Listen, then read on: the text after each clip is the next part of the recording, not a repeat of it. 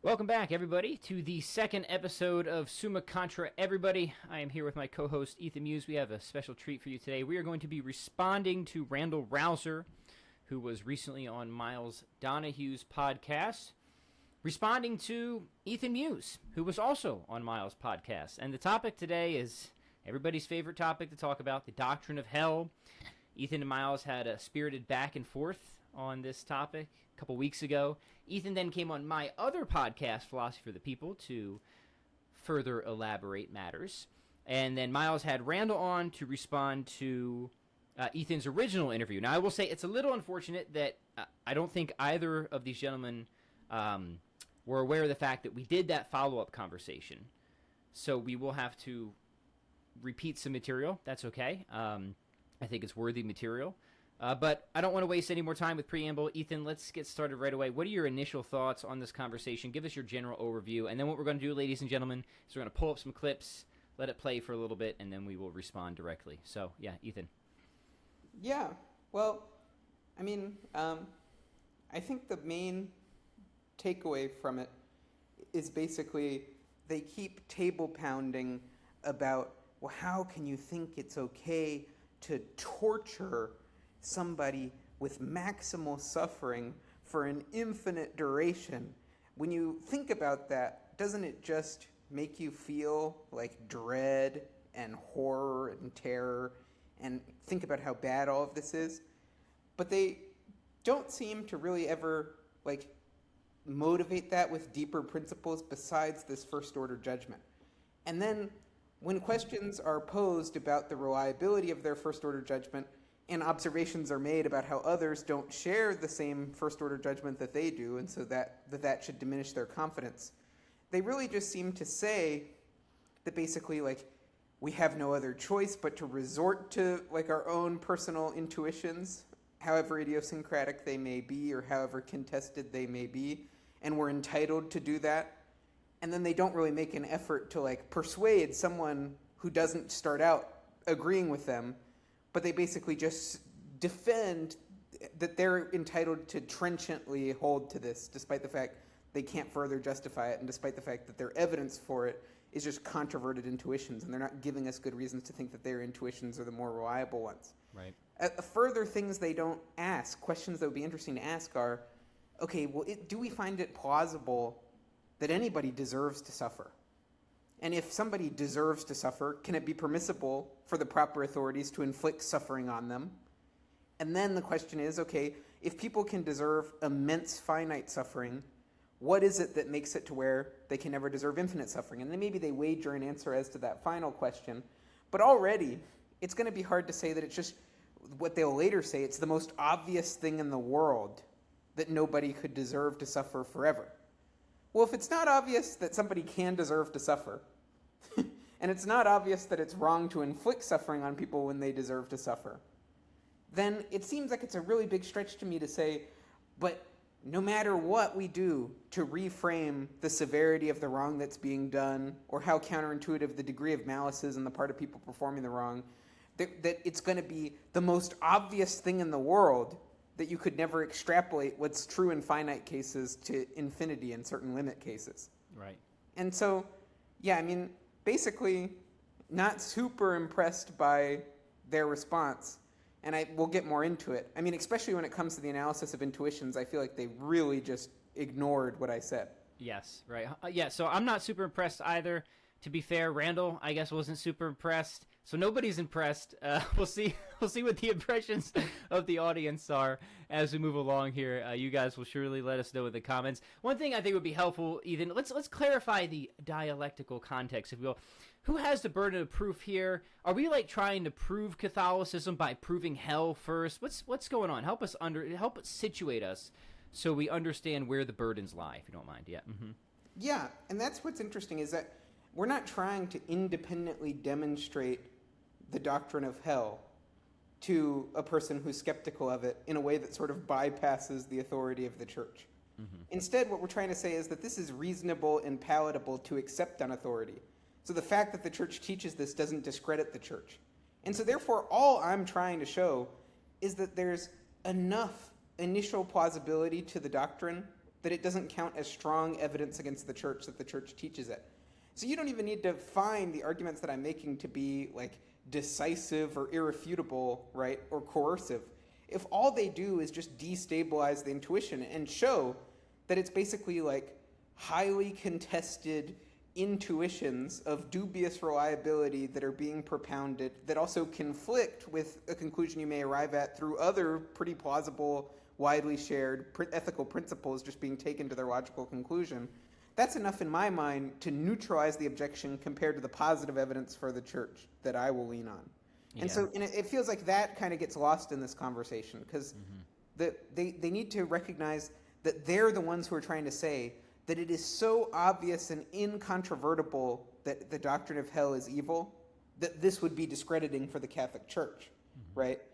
And so they're the ones who actually, any ambiguity cuts in our favor, right? So if we're just at a crossroads, or if they don't know how to make further progress in the dialectic, that's their argument breaking down. That's right. Yes. Yeah, 100%. And as we'll see, there's just the obvious to them depends on assumptions that are certainly not obvious. I mean, we'll get to this later, but assumptions about goodness. Do you take an accounting model of goodness, or do you take a teleological model of goodness? And we'll say more about that. Yeah, a lot of very complex issues are sort of flattened. Yes. And in every case, intuitions are probed using a rhetorical framing that is the most biased in their favor, right? Yeah, of course, and at every level, assertions are made about intuitive obviousness, where the obviousness to whom is underemphasized, right? So it's just obvious to me and my friends, but not to the majority of the world's Christians and Muslims and all of these pagan philosophers of old, right? So, and when you start talking about that, well, how much weight do we put on modern liberal sensibilities against the sort of perennial philosophy, you know? And regardless, even if we think we should put more weight on it, it hardly seems like the basis for this like Morean refutation of Catholic authority claims. Yeah, 100%. All right, good.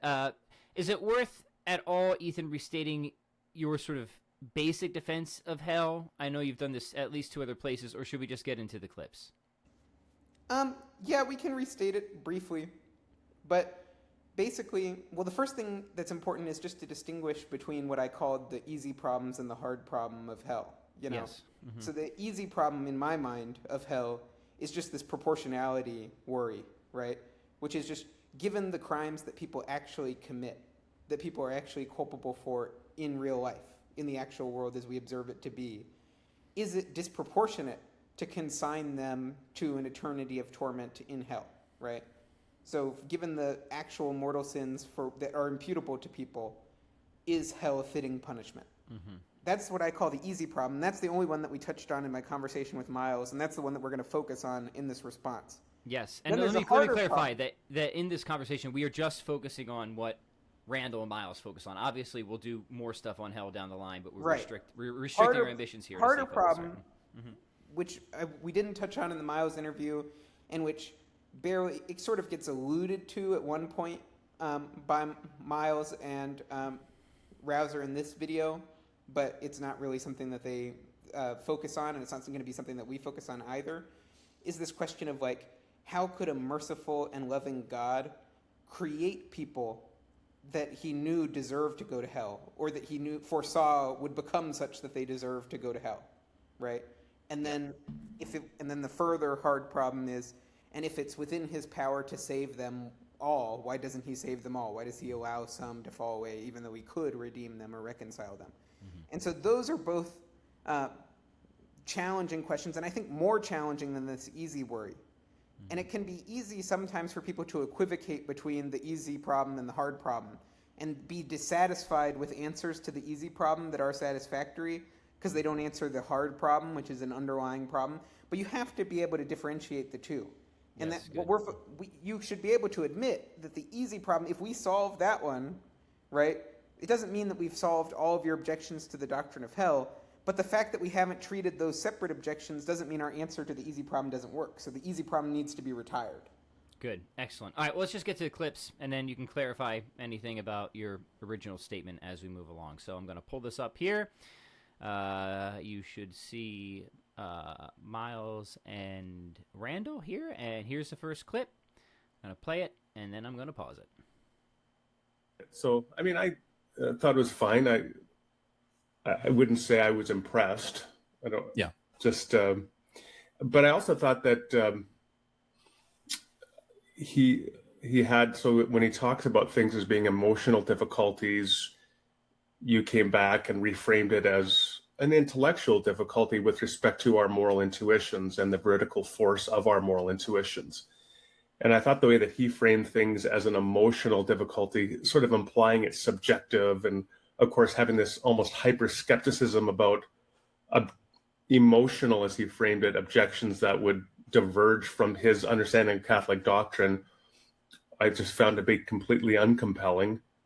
And the way that he approached it as well, there was almost a sort of flat emotional affect.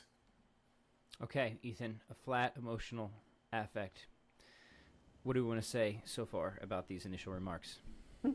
Yeah, well, the first thing I want to say is that the emotional versus intellectual problem, that framing, was a framing that was suggested to me by Miles's questioning. Right, yeah. So Miles, in his initial question, says, the emotional, the existential, the intellectual problems of hell, what do you say to those? Mm-hmm. And so then what I do is I say, well, I concede that there is an emotional problem, and I can empathize with anyone who has, like, an emotional difficulty with accepting the doctrine of hell, because for many people it's very bad news, right? It comes as very bad news that there's a realistic prospect that they're going to be consigned to hell, that they're the sort of person that's deserving to go to hell, that many of their friends and family, there's a credible prospect that they're going to hell, that even if that were completely justified, it would be really hard to accept, right? And many people would find it intolerable, especially people with more neurotic personalities or anxious personalities, right? Where we can all recognize that even if, or even over and above,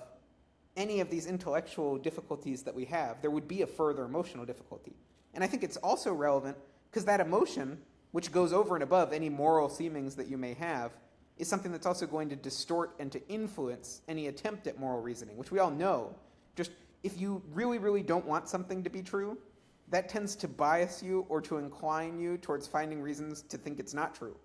And so if something, if something that's very susceptible to voluntary control, like, say, moral sentiments, right, which we know, it's just been demonstrated over and over again that moral rationalization happens, right? Mm-hmm. And so therefore, when a moral judgment is convenient for someone, or it helps them with some kind of emotional difficulty that they have, they're way more likely to acquire it.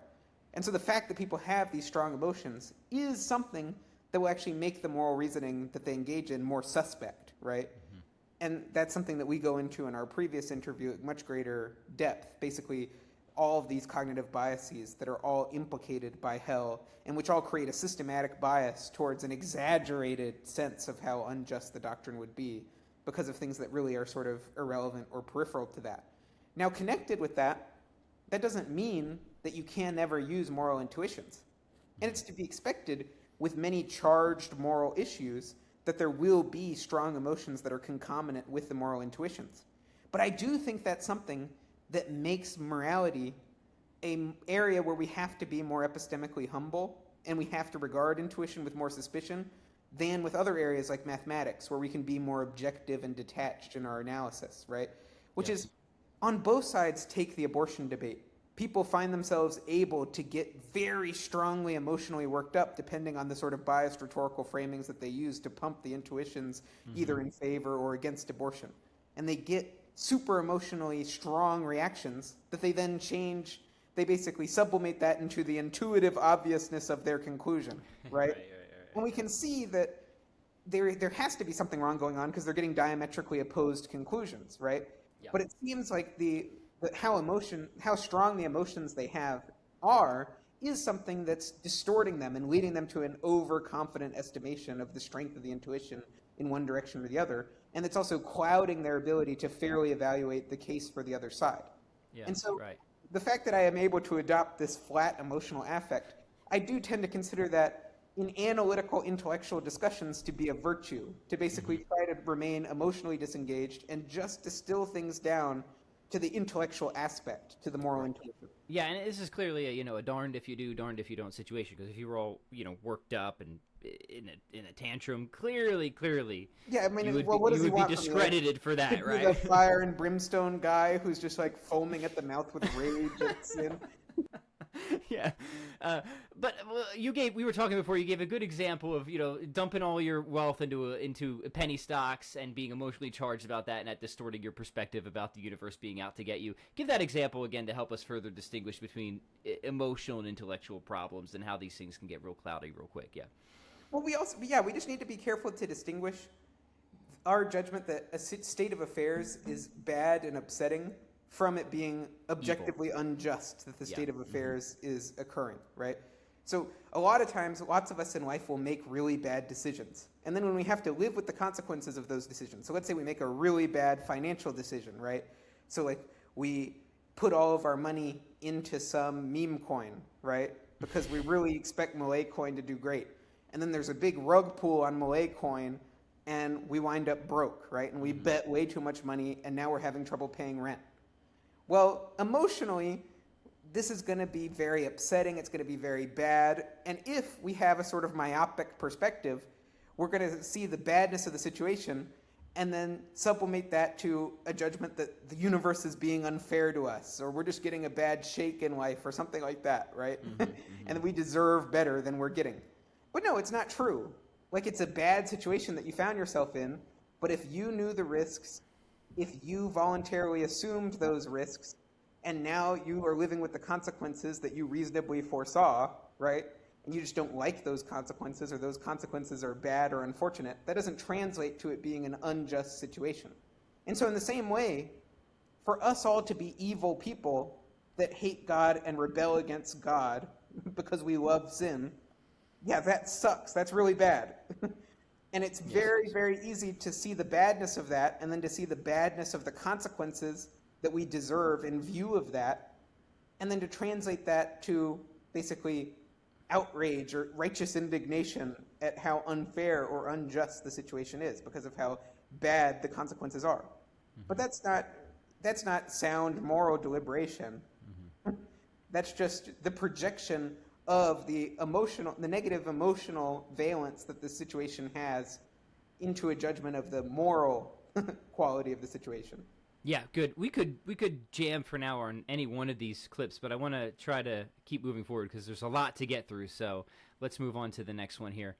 All right, Randall is back up, so here we go. I mean, that resonates with me. So when you talk about people being tortured forever, suffering maximally in body and mind, and let alone that, like, children who, like, say they died in childhood and they committed some small sin, but it's a sin against an infinitely majestic God and thereby offended that God's honor. The thought that that child is being tortured forever is just insane to me.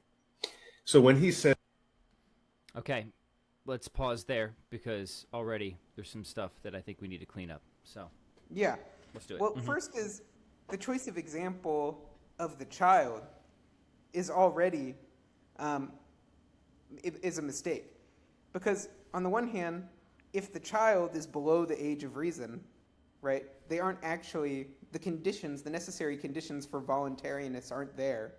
And so they can't, sin is not going to be imputable to them. That's right. Catholic teaching, right? And so you can't actually be guilty of sin unless the person has the sort of rational capacity where it's reasonable to expect them to have an advertence to the moral quality of their actions, right? And so if that's the intuition that he's trying to pump, then it's the wrong choice, which is either the sufficient conditions are in place for voluntariness and for the imputability of the sin to the person, because it is reasonable to expect them to appreciate the moral quality of their action, and nonetheless they're choosing to do evil and an affront to God, right? So that's one aspect of it, which is just that it's not actually going to be that the person is guilty of this type of sin that merits eternal torment.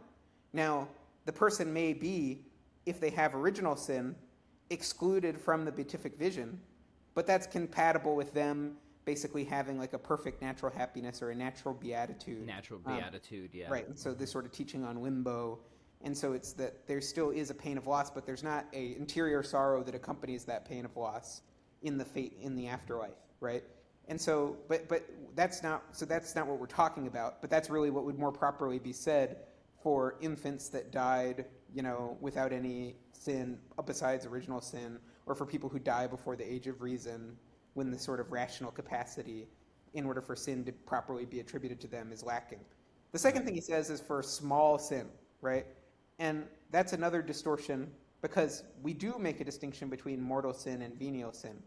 And so now there is a debate among Catholic theologians about the damnability of venial sin in basically in people who are not regenerate and who don't have sanctifying grace because they weren't baptized, right? And so there's more theological nuance to some of those discussions, but really the only people who actually, in reality, as opposed to in hypotheticals, because anybody who is not baptized and who has original sin wasn't going to heaven anyways just because of the original sin, regardless of the venial sin. So whether there's damnability is sort of a hypothetical, right. It's a discussion for schoolmen, Yeah. But in reality, basically anybody who's above the age of reason is one of our teachings is that they're going to receive sufficient grace, right? And so they're going to receive sufficient grace that they themselves can act on and make a voluntary decision to cooperate with or not to. And so therefore there will be at least one mortal sin that person has to commit, and not just a venial sin that the person has to commit to be damned, right? And then there's more nuances for people below that about whether the custodians sort of exercise that on their behalf, for whether to cooperate with the sufficient graces for that person to be saved, or exactly what sufficient grace looks like, because there's also like ante-mortem opportunities where they have enhanced rational faculty. So there's a bunch of possibilities there. It's way too convoluted and speculative for it to really be what we should focus on. So really, let's actually reframe it's mortal sin in adults, all of whom are given sufficient grace to be saved, who nonetheless have to refuse to cooperate with it. Right. That's what we need to focus on for the central question in this debate. Yeah. The other thing was suffering maximally. Do we want to address that now?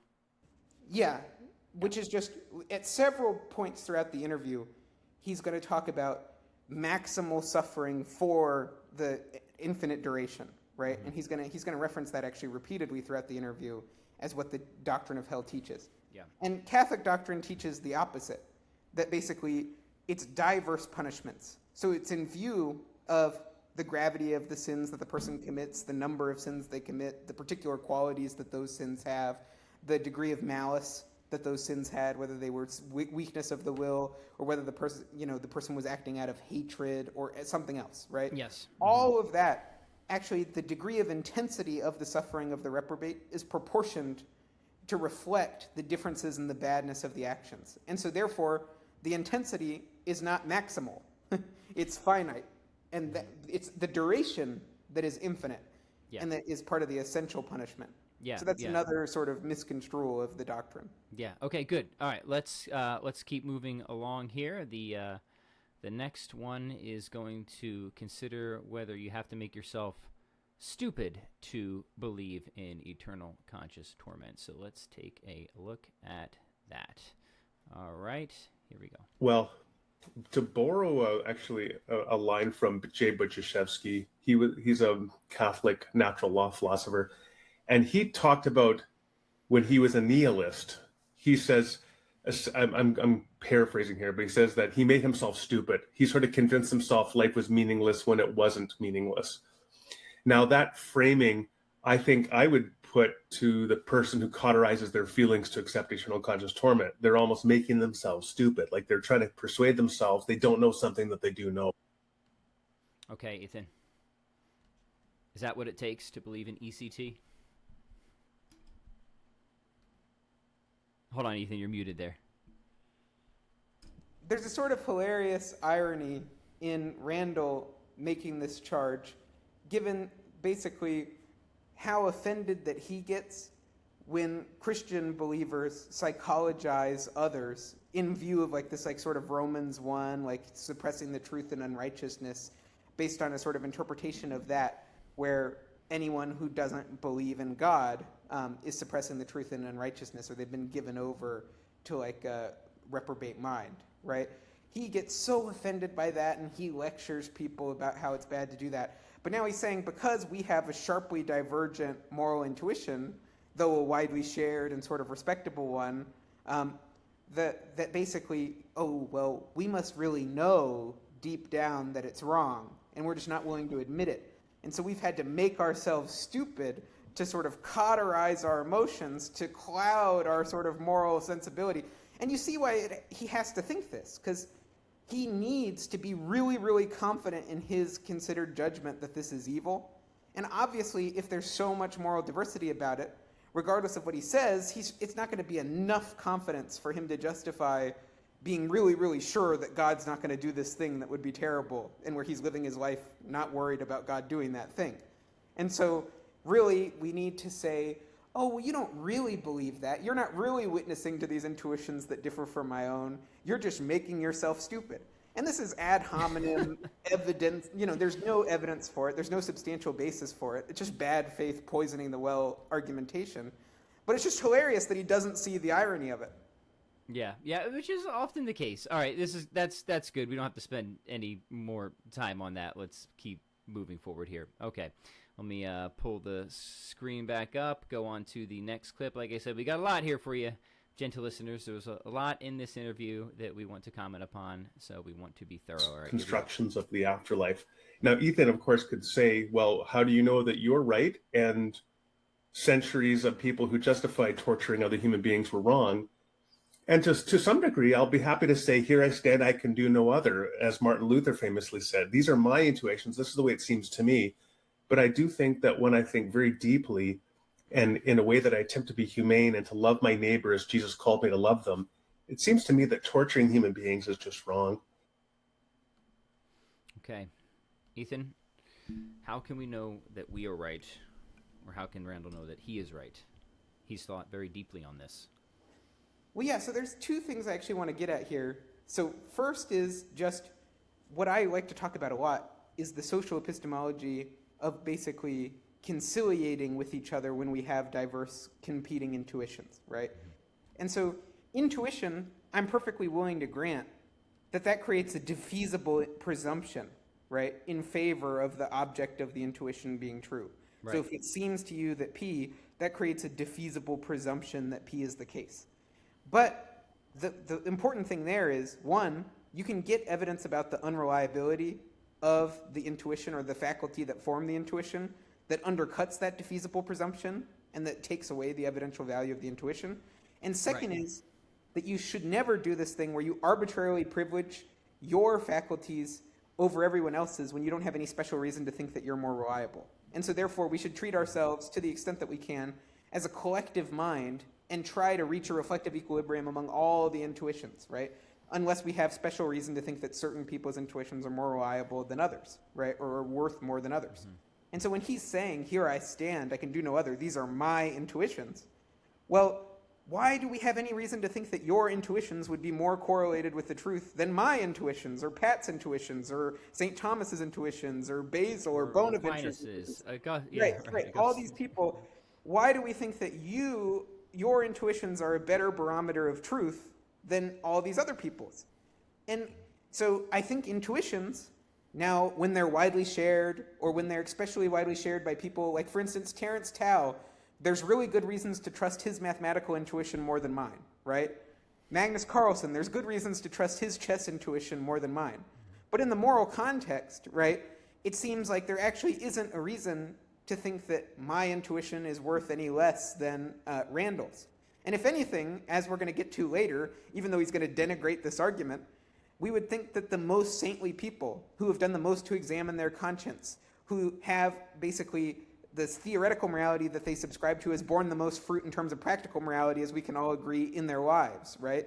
The people who have gotten rid of all the self-deception, who seem to have a very perceptive self-knowledge, the people who are very close with God, who are regularly having these genuine, authentic, mystical encounters with God and representatives of God. Those people, if we're going to put more stock in their testimony, then I'm very happy to do that in this debate, and those seem to be the relevant moral experts to defer to or to place special weight upon. But if we're just placing equal weight on everybody, then at best it seems like the evidence from this first-order intuition becomes equivocal, right? It becomes very weak. It doesn't become this super overwhelming, like cross-cultural, robust consensus of everybody who has a considered judgment about it. And so once you consider that, which is not, and it's not, this is not an argument that you don't use intuition. It's an argument that you treat like evidence equally, right? Yes, so, right, good. And the intuition doesn't just become more truth tracking because it's in Randall's head. And it's kind of absurd to think so. Just like let's think of a perfect analogy, which is vision. If Randall sees something in the room, but 10 other people don't see it, then okay, great. Randall should conclude that his perceptual seemings were off, and he should defer to the group, right?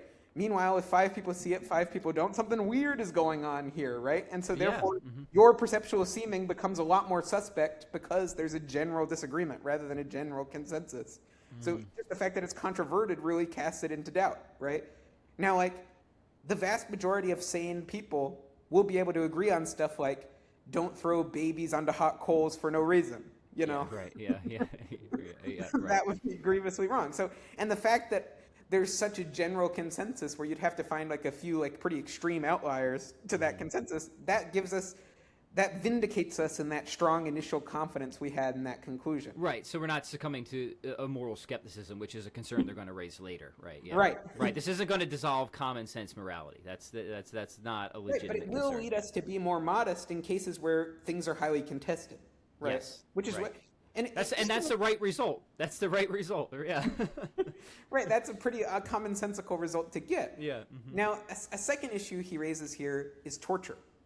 And so one thing is he's going to try to say that there's some kind of biblical or patristic case for adopting an alternative to the eternal hell view that I'm propounding. But notice the intuitions that he's pressing are irreconcilable with even the most liberal strands within the sort of, patristic and biblical exegesis.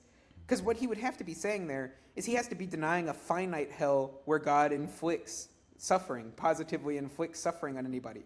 So that objection that he has to torturing people, which is just there are people that deserve to suffer because of the wrongs that they've done, and therefore we inflict the suffering on them. That liberal human rights intuition that like you're never allowed, bad guys never deserve to suffer. You're never allowed to make the bad guys suffer as much as they deserve. That is a way stronger thing than the rejection of hell. And it's going to be totally inconsistent with all the theological evidence that he cites in favor of rejecting eternal hell. Yeah, So notice, point. even his own moral rationalization for his view, which I totally don't share it, that you're not allowed to make people who deserve to suffer. It seems completely arbitrary to me. But I mean, or you're just, later on he's going to even imply things that will lead to skepticism about retributivism overall, which I think is even more problematic. Yeah. But like, and not the common sense view, for sure. Right. Right.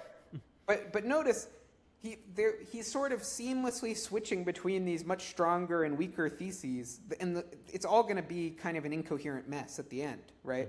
Yeah. Which is just that don't tell me, you cannot go and make a consistent, coherent biblical hermeneutic that's going to say that you're never allowed to positively inflict harm on wrongdoers as just recompense for their wrongdoing. That's not going to be a consistent tenable position, and it's also not going to be even a minority report within basically the church fathers. Yeah, great. Okay, good. All right, next clip is a little bit of context. Miles brings up your appeal to the authority of the Catholic Church, and this relates to what we said earlier. Our job here isn't to prove hell to people, but to show that there's ways of understanding it, that it's not a discredit to Catholicism. We're here to defend the Catholic faith, right? So if somebody, and the Catholic faith does commit us to the doctrine of hell. So if somebody is attacking this doctrine, they're saying it's incoherent, there's no way this is true, then it is our job in Summa Contra Everybody to offer a defense here. But there's a context in the conversation where, Ethan, you said, rightfully so, like, hey, I have all this incredible evidence for the Catholic faith. I have all these great reasons to be Catholic, miracle evidence and otherwise, to believe that the church is a reliable authority on these matters, and that this is what she teaches. And so here is Randall's response to that. Let's pull it up, and then we will make some comments. All right, here we go. Let me preface this by saying my only experience with Ethan is watching this video, but I know that he's done other videos talking about miracle claims and so on, and saints. Well, actually, I interviewed a friend of mine, Travis Dumsday, who's Eastern Orthodox, and he has a similar. He's done Eastern Orthodox miracles as well. So I guess right there we have, well, the Eastern Orthodox have all their saints and miracle claims, and the Catholics have theirs, and each one is saying, well, but ours are better, so you better listen to our guys when they talk about X, Y, and Z. Okay, we're going to pause there. And here's one of those parts where, I don't know, maybe it's just me, but if I were to go on to somebody's podcast, offer a response to somebody, I would at least want to see, just take a wider look, at some of the things that might have come up that they've said elsewhere. And here's a clear instance where if he would have just taken 5 to 10 minutes to look at the stuff that you've put out on other podcasts or on your Substack, he would have seen that you've addressed this at extreme length. But here I think it's worth reiterating some of your thoughts on the matter, Ethan. So yeah, please. Mm-hmm. Yeah, well, I mean, the first problem with what he's just said is that I make a distinction between miracles that are performed with a vindicatory intent and miracles that aren't. And just the mere fact that a miracle occurs within a certain religious context, right? So the fact that it occurs within Orthodoxy or the fact that it occurs within Sunni Islam doesn't mean that it's intended as a vindication of all of that religion's claims, right? Or their entire doctrinal system. And so I'm specifically concerned with cases where God seems to be promulgating a message and that he's providing and he's going out of his way for there to be verifiable evidence that corroborates and confirms a message that has doctrinal content that's specific to one religious tradition or another. And a claim I make is that in all the credible examples that aren't either explained best as preternatural deceptions or aren't best explained naturalistically, all the most credible examples of miracles are ones that vindicate claims that are either peculiar to Catholicism and point us to Catholicism, or at the very least are consistent with, so they don't rule out, they don't contradict Catholicism. And so that's my claim about the overall miracle record. And basically the fact that everybody's got miracle claims doesn't really refute that. First is lots of miracle claims are not credible and can be debunked and can be naturalistically explained. Some of them are best explained preternaturally, and there actually is positive evidence of deception on the part of, say, the miracle worker, right? But in addition to that, a lot of them are ecumenical miracles. So it's funny that he brings up Travis Dumsday as an example, because he looks at Zaytun, Our Lady of Zaytun, which occurred in a Coptic context, and he classifies it as an ecumenical miracle. So it doesn't vindicate any doctrines that are peculiar to Coptic Orthodoxy, but it can be assimilated by Protestants with a high Mariology, and it can be assimilated by Catholics and Eastern Orthodox. And so it doesn't vindicate uniquely and exclusively the Oriental Orthodox. Now, meanwhile, you look at Fatima, and Our Lady is appearing to these shepherds and agreeing to convert specific people by name to the Catholic faith, is then requested in that context to perform a miracle so that all may believe, performs this massive miracle, the most obvious colossal miracle of the 20th century, and then 15,000 further healings in confirmation of it. And the core message, in addition to just being suffused with Catholic devotions like the Rosary, the core message is we want the Holy Father, who we're referring to as the Holy Father, and the Church, which is the Catholic Church is what we're referring to, we want the Holy Father with all the bishops of the world to consecrate this Orthodox country that's about to apostatize to the Immaculate Heart of Mary. And that's heaven's agenda for the world, right? Yeah. Or you're looking at Eucharistic miracles, where a priest in a Catholic context is saying the words of consecration, and then the host is perceptibly transforming into flesh and blood, right? And this is occurring, all the verifiable examples with scientific corroboration are occurring in the context of Catholic Mass, right? Mm-hmm. We're looking at the Padre Pio case, right? And if we look at it with hell in particular, we see lots of cases where God would be going out of his way to take this evil, nefarious, diabolical doctrine in the view of Randal and Miles, and to be going out of his way to promote it and to give people the impression that it was true. So for instance, in Fatima, the first secret of Fatima is a vision of hell that is shown to the Fatima seers, where they see the souls like their black, charred bodies in this engulfed in flame, and the demons are like these animals with grotesque, unknown beasts, is what they look like to the seers. Padre Pio has said he was personally taken to hell, right? And he experienced the torments of the damned in hell during mystical experiences that he had, right? And there's many, many examples of this throughout private revelations that are very credible and where there's lots of independent evidence throughout Catholic history and that aren't plausibly explained as a preternatural deception. But if Randal's worldview was true, why would God go out of his way to do that? And furthermore, why wouldn't he provide at least as credible sort of countervailing signs that affirm universalism or annihilation? Right, yeah, where's the Fatima saying that everything's just going to be humpty-dory, right? Where is it, right? Right, and so that's the first point, is just that I have a claim that's totally compatible with miracles occurring across religions and in a variety of religious contexts. But to falsify it, you're going to need a little bit more than such claims exist, and there's a diversity of such claims. But it's about the content that God is specifically trying to confirm. Second thing is, look at the overall distribution of miracles, right?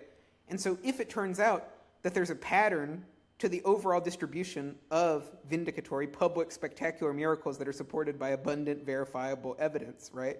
If it turns out that, Fatima, Lourdes, Guadalupe, Eucharistic miracles like Tixtla and Buenos Aires and Sokolka, and, we're going across the board to St. Charbel and St. Padre Pio and St. Joseph of Cupertino, and we could keep enumerating all day, endlessly, all of these examples of spectacular, extraordinary miracles with abundant evidence to back them up. And then if we find that every other tradition is just looking for scraps, like, for instance, the best example of a non-Catholic Marian apparition with a mass public audience at all comparable to the major Catholic examples is Our Lady of Zaytun, when she doesn't speak to a seer. She doesn't give any doctrinal content at all in that message that she's confirming or corroborating through that appearance. And so we're seeing it's even the exception that proves the rule. But it seems qualitatively, quantitatively, the overall distribution of miracles makes way more sense within Catholicism, right? And so, you could see that in Padre Pio's case in particular. If you go to my blog and read that case, there's tons of stuff where if the Catholic doctrine of hell and purgatory and vicarious redemptive suffering and retributive justice, if those aren't true, tons of stuff that Padre Pio says he experiences and receives directly as revelation from God makes no sense. Yeah. But then, finally, I just want to point out once again the sort of hypocrisy of this curt dismissal of the appeal to miracles. Because not only will it be impossible to make a case for any exclusive religious tradition without appealing to something like these sort of objective signs, if he's not just going to be this pure fideist, like, I feel some special type of way about Jesus, but he's actually going to point to objective signs like those that are routinely appealed to throughout the entirety of the Gospels, right? As this is what Christ is doing to authenticate. If you don't believe me, that I'm in the Father and the Father's in me, believe on the evidence of the works themselves, If he's making these types of appeals, or John is the signs gospel. Apart from the hypocrisy that it's going to undermine the epistemic foundations of Christianity to reject arguments for miracles as being ways to prove exclusive religious claims, there's also just the hypocrisy, well, if you can say that about miracles, well, the Orthodox say they've got miracles, you say you've got miracles. Well, yeah, we say we've got intuitions, you say you've got intuitions, right? And imagine the most abstract version of this objection. Oh, you say you've got arguments, well, they say they've got arguments too. You could use this credit literally anything. Okay, good. All right. So, Ethan, I'm impressed. Not with Randall and Miles, but I'm impressed so far with the response. So at least one of us, one person is impressed so far. All right, let's keep going. This next clip is still related to what we're talking about. Hey, whose saints are better here? Let's see if we can find out. So back to Randall to help us adjudicate. Specifically, but just to talk about people who appear to have some kind of moral authority, you can find people with moral authority across all different belief communities. And if you think such people don't exist in communities outside of your own, you need to get out more. I'm just going to have to say that. So at the end of the day, it's like, well, then whose saints are better? It's just, to me, not a very compelling way to reason. But another thing just to keep in. Okay. All right. Well, yeah, I mean, it just, again, we could ask the same question about intuition. Whose intuitions are better? It's not a very compelling way to reason, right? But why doesn't he see that there's a symmetry? There's a perfect symmetry between his appeal to his personal intuitions and my appeal to the saints. The only thing that makes my appeal to the saints more credible is the fact that there actually is a reason to defer to the moral authority of the saints, as opposed to Randall, right? Yeah. Which is just, if I were creating a list of people where I say, this person seems like they would have supernatural insight into the character of God, or that they are particularly lucid when it comes to examining their conscience and reflecting on, okay, here's sin, here's justice, here's mercy, where does this all wind up when we weigh it all together? If there was people I was going to be especially deferential to, it would be like spiritual giants in the world's major religious traditions who performed heroically virtuous actions, right? And who were able to like transform their lives to live in these radical ways in accordance with the gospel, right? As opposed to Randall, who says that he thinks it's evil for him to eat meat and he does it anyways, right? So he said that earlier in this video. He says that in the conversation. If he was more consistent, then he might be a vegan. He thinks it's morally horrific what's happening on factory farms, and nonetheless he has no good excuse for it, and he chooses to cooperate in doing it, right? So he has this weakness of will and this moral cowardice where he, by his own lights, is a moral monster, right? Mm-hmm. And so do we want to trust his personal idiosyncratic intuitions, right? A guy who can't even live out consistently with his own moral convictions? Or do we want to trust people like St. Maximilian Kolbe, who are willing to go and say, hey, you're about to put that guy into the starvation chamber in the internment camp? Send me in his place. I'm a Catholic priest. He has a family. And so then he's happily singing the rosary. He's singing out all the prayers of the rosary in this internment camp while everybody's starving to death and driving the guards mad with how much peaceful resignation he has to this terrible fate. And it's like, yeah, if it's like the moral sentiments that Randall has versus Maximilian Kolbe, like it's not close, right? Not even close, yeah. And so then either you're going to have to say that any appeal to moral intuition is irrelevant, or you're going to have to embark upon this task that you say is pointless of actually going and trying to actually somehow comprehensively survey the people whose intuitions matter the most. Mm-hmm. And they haven't done that, right? And if anything, I mean, they concede that the holiest people in the world are largely going to be drawn at least from Islam and Christianity. They'll concede at least that. I would make an even stronger case for the Catholics having a claim of winning and to our saints being the most numerous and the most morally impressive, though that's a little bit beyond the scope to actually go out and prove that. Mm-hmm. But either way, remember the dialectical context that we framed at the beginning of this. Yeah. Which is just that for this to even be contested among extremely saintly, holy people is already very shocking if they're right? Because think about it. He thinks this is the simplest issue in the world. He doesn't have like some super sophisticated argument that you needed to be a modern analytic philosopher to come up with. He's like, torturing children for small offenses is obviously wrong. That's his argument. That's his main appeal, right? And you'd have to be a moral idiot not to see that it was wrong to torture children, right? And so then the question is, okay, is it true that Padre Pio and Alphonsus Liguori and Maximilian Kolbe and Teresa of Avila and, St. John Chrysostom and all these people, are they moral idiots?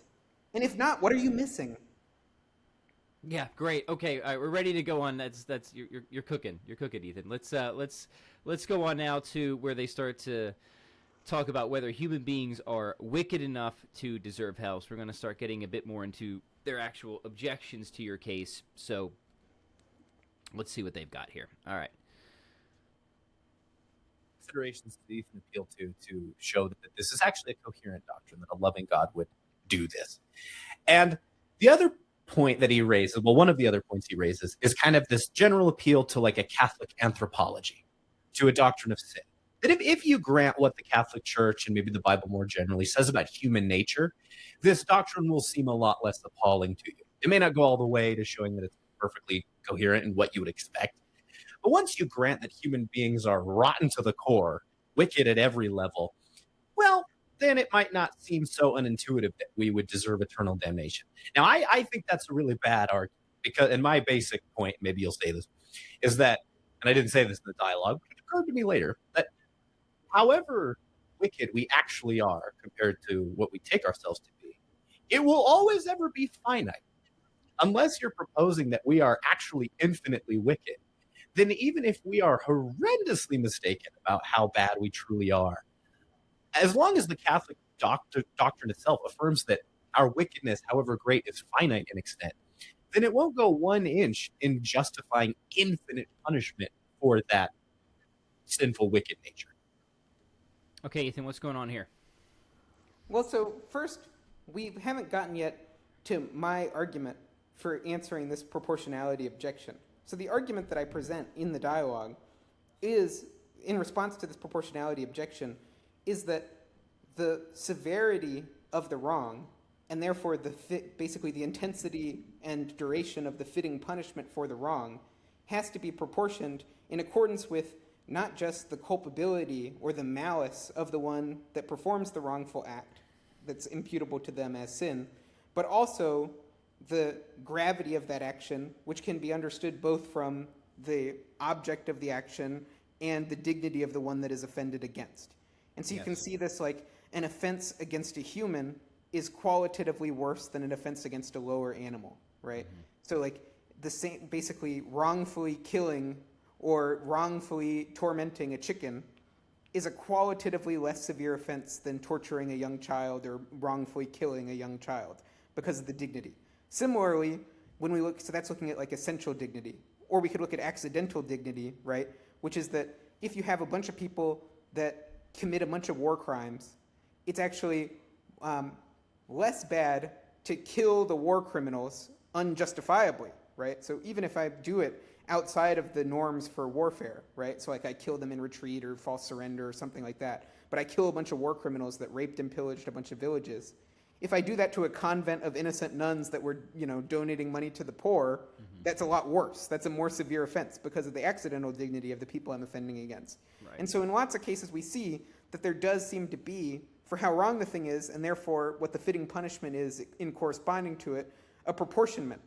And if any of these terms is infinite, then it makes sense that at least some aspect of the punishment will be infinite, even if there will be other aspects of the punishment that are finite in proportion to the other aspects of the wrong. Yes. So we look at the infinite duration, and we look at the finite intensity of the punishment. And so based off of the gravity of the actions, like say the difference between killing and theft, right?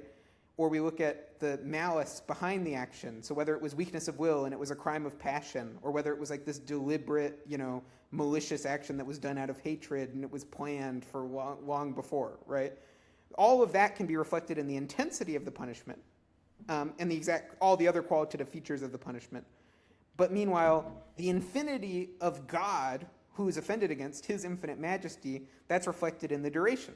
And so we see that there is an eminent fittingness to the proportionment because it reflects that there is both a finite and an infinite aspect, and that we recognize in general that the severity of the wrong needs to be reflected in the punishment in some way. But if otherwise we're going to be treating an offense against God the same as if it was an offense against a creature of lesser dignity, which will violate these principles of proportionality that I'm espousing. So anyways, that lays out my argument.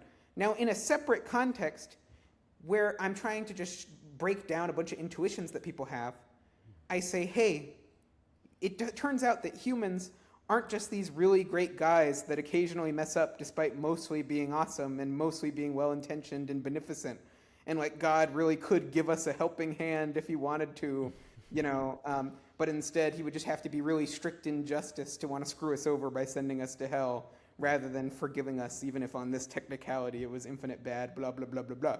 And I'm like, no. This like pack of gum, blah, blah, blah, blah, blah. That's not the actual case that we're dealing with.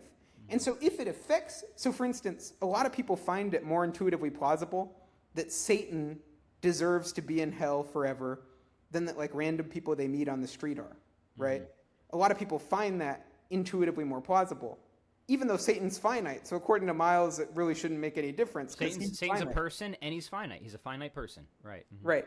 Now, I don't know what principle of justice it is that if the creature is finite, then therefore it cannot merit an infinite punishment. I don't know what principle of justice that is. It seems to just be a reassertion of the premise that's under dispute, right?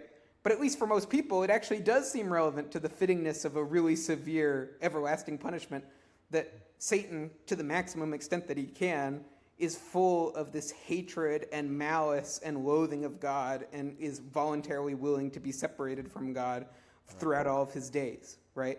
And if we're learning that people in a pessimistic anthropology are a lot closer to Satan than to saints, than we might intuit, then that really should reframe for us how odious basically bad things happening to people are and how much badness we really deserve given the types of crimes that we actually commit. But really, this is sort of a peripheral, inessential point to that core issue. But to the extent that he's going to appeal to all this peripheral emotional stuff, then at the very least, I think it's relevant to reframe that and be like, well, no, that's not actually the situation we found ourselves in. Like, even if it might technically be just, it clearly wouldn't be fitting with God's providence to set up a situation where it was like mostly beneficent guys who sometimes did these really minor slip-ups against God, and then that was used to catch them, and then he applied strict justice to them and sent them to hell. That's not really actually the model. No, it's not. Okay, good. Let's keep going here. This is just a little bit further on in the same segment, so let's let this play, and then we will offer some more thoughts.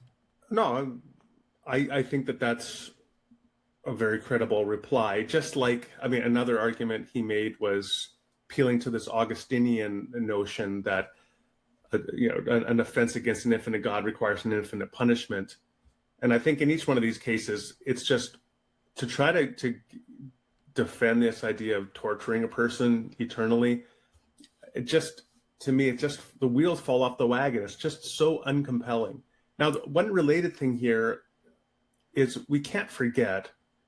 Well, I also want to come back to this pessimistic anthropology itself, because I think that's a big problem here. But first of all, we can't forget that it is God who creates these human beings that have these flaws in the first place. To think of an analogy, think about a child who in utero, their parent drank alcohol, and as a result, they are born with fetal alcohol syndrome. And as a result of that, they have a complete lack of control over their actions, and they're sort of fated in their lives to end up in the criminal justice system because they were ultimately born fallen, quote unquote, in the sense that I'm using an analogy here, of course. I'm not suggesting this is a moral taint on the individual, but it does impact their ability to reason and think morally and so on. And as a result, they can't engage in a healthy pro-social manner with other human beings, and they end up in prison. Well, would you think, well, yeah, but they're fallen, they deserve to be in prison? Or do you think there's a dimension there? By the way, whenever I use that word, that means I'm just setting up the other person. Right. It makes my argument stronger if I use funny voices for the It does. It does. Yeah. That's the way to win arguments. But I mean, I think what we would say is the bigger issue here is to look at the whole matter therapeutically, is that there is something about this person that is broken. That, if they commit crimes, you have to deal with that. But the bigger issue here in a perfect justice system would be to find a way to bring healing to them through therapeutic means, because they had been damaged from the very outset, from the womb, in utero, with this impact of alcohol. And this is analogous to human beings being impacted by this taint of original sin. We are born with the exact same dysfunctions analogously to this child with fetal alcohol syndrome. And so we're all going to end up, in eternal prison on this account. And if you just leave it there and say there's no responsibility on the person who birthed these children with this fallen nature, I think you're just missing a very important piece of that whole puzzle. Okay, Ethan, what's wrong with this analogy he's drawing out? Well, first, he starts out way too strong at the beginning, where he starts talking about this like fatalist, sort of genetic determinist view of, or I guess in this case, neonatal determinist view of fetal alcohol syndrome, where the person basically has no control over their actions. They're just like determined, no matter what they do, they're going to wind up being this like criminal that winds up, sent to jail, and the criminal just, it's not true in the analogy.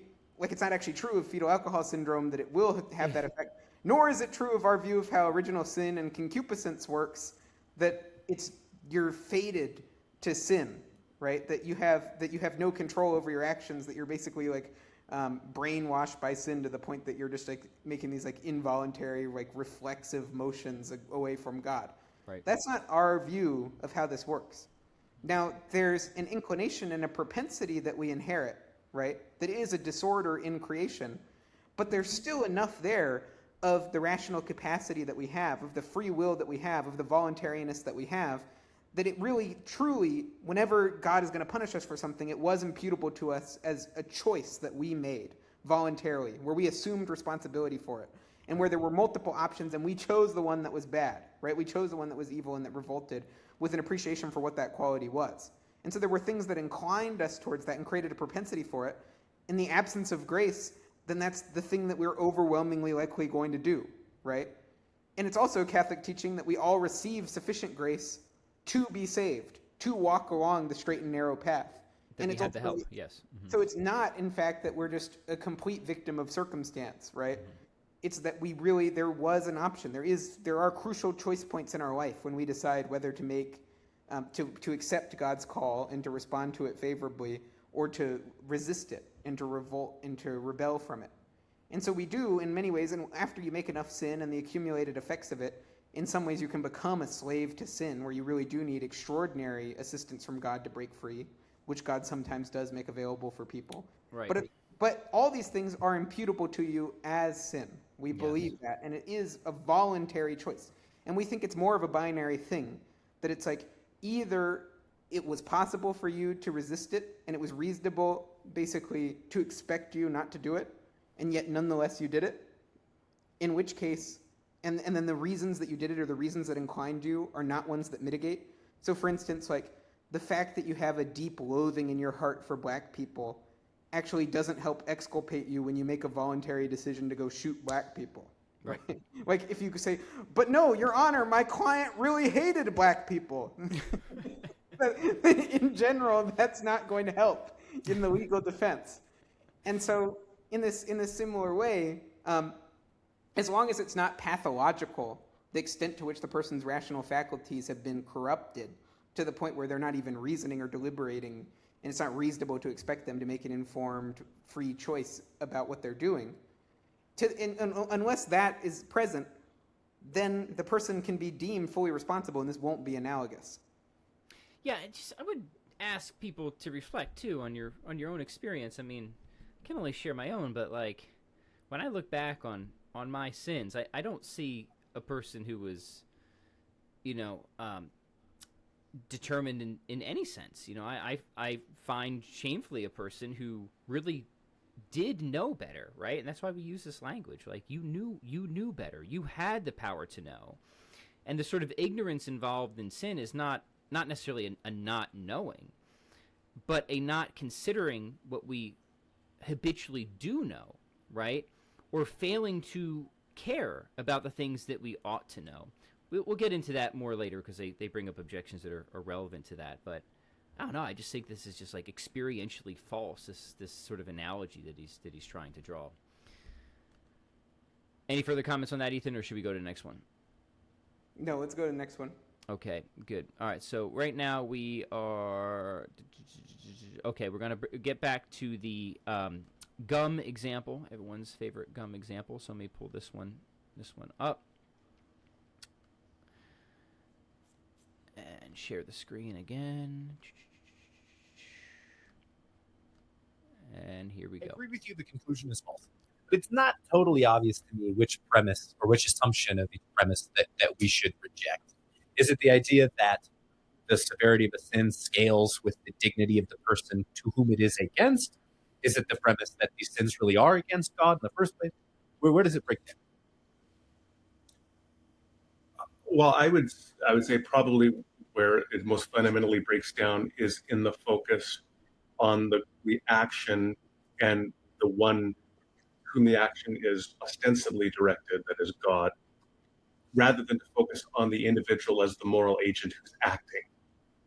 If you miss the fact, for example, that this is a 5-year-old child who took a pack of gum from the gas station, if you miss that, well, it's something so obvious, which we apply in every other area of life, that we scale moral culpability and, among other things, legal penalties or civil penalties or whatever, to the moral agency and awareness of the individual.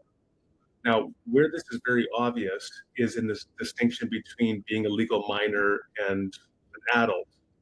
And so we don't apply to legal minors the same kind of judgments and punishments that we would to adults, because we recognize they don't have the same kind of culpability. And among other things, even until you're in your early 20s, your brain is not sufficiently developed to anticipate consequences and to control impulses. And those are some of the reasons why we don't think that a 15-year-old should be punished in the same way that a 25-year-old is, let alone a 5-year-old. But on this account, there's no nuance there. There's no recognition that a 5-year-old stealing a pack of gum does not have the same culpability as a 15-year-old, let alone a 25-year-old. And then the other... No nuance, Ethan, is that correct? Yeah, no. Well, first we keep returning to the young children examples, and the same problem is going to keep recurring, which is when they're below the age of reason, we do agree the binary condition that's needed for basically, full advertence and full consent is missing. The person doesn't have sufficient rational capacity, right? And so beneath that, then there won't be enough of this sort of voluntariness to the action where they would really be able to be said to have full advertence or whatever, right? And so then it won't be imputable to them as sin, and to take the 5-year-old case. So that's something that we are taking into account when they're below the age of reason, right? Now, above the age of reason, we also make a distinction.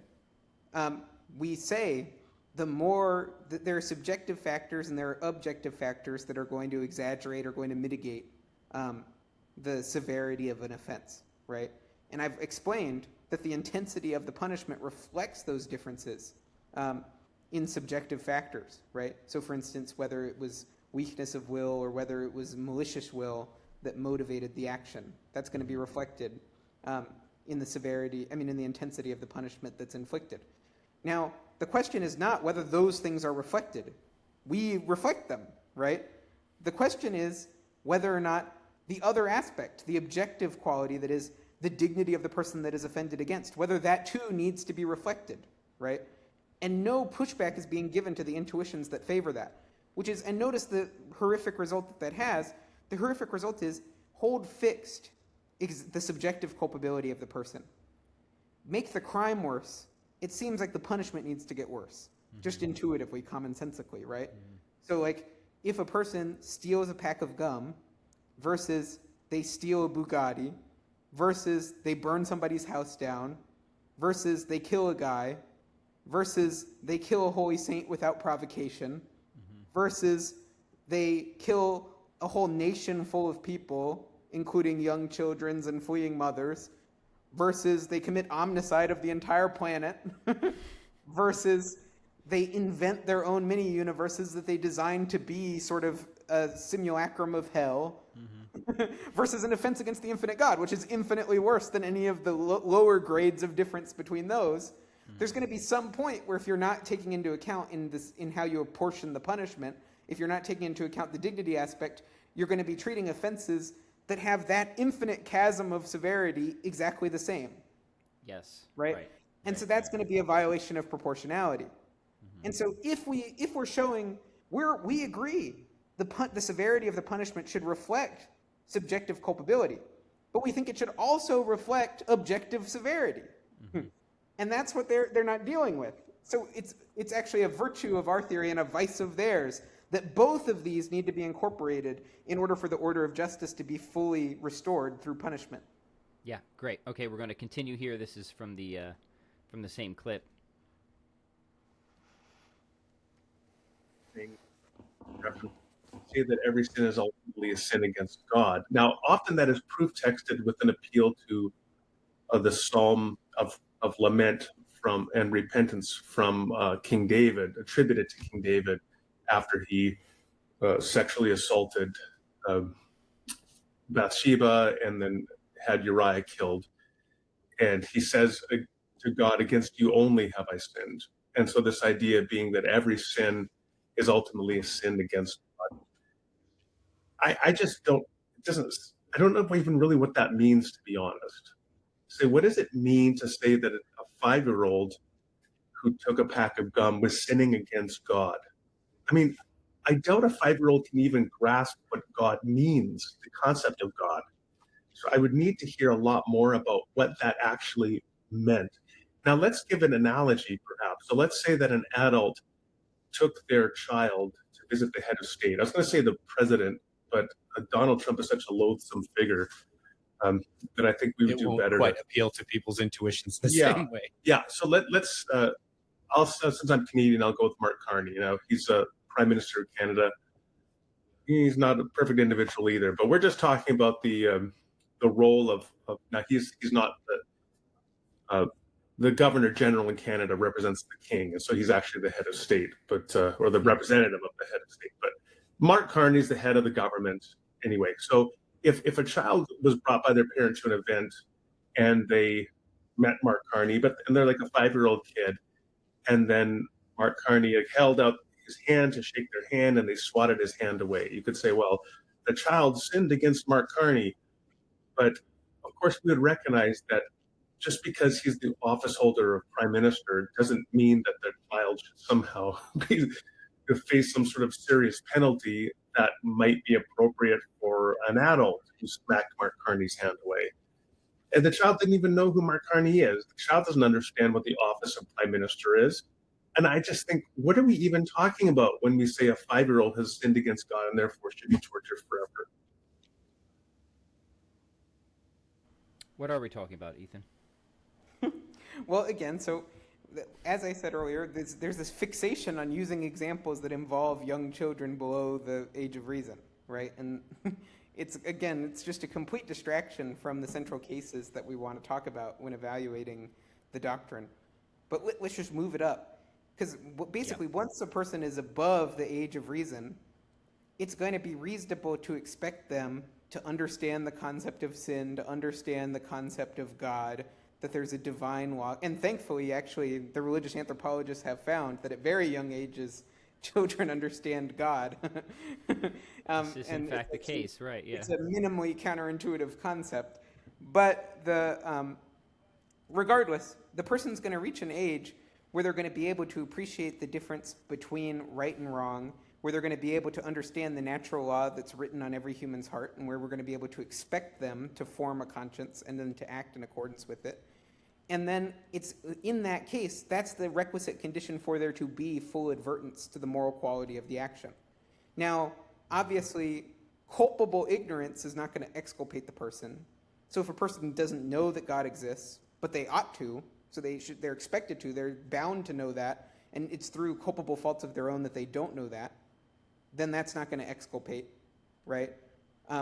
But basically, in any event, the person who has full advertence to the moral quality of the action, one thing they're going to need to recognize is that the action is a sin.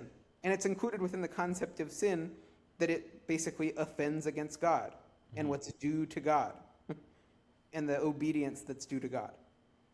And so it's just correlative of that in any case where we're going to say that a mortal sin has taken place, there's going to be full advertence.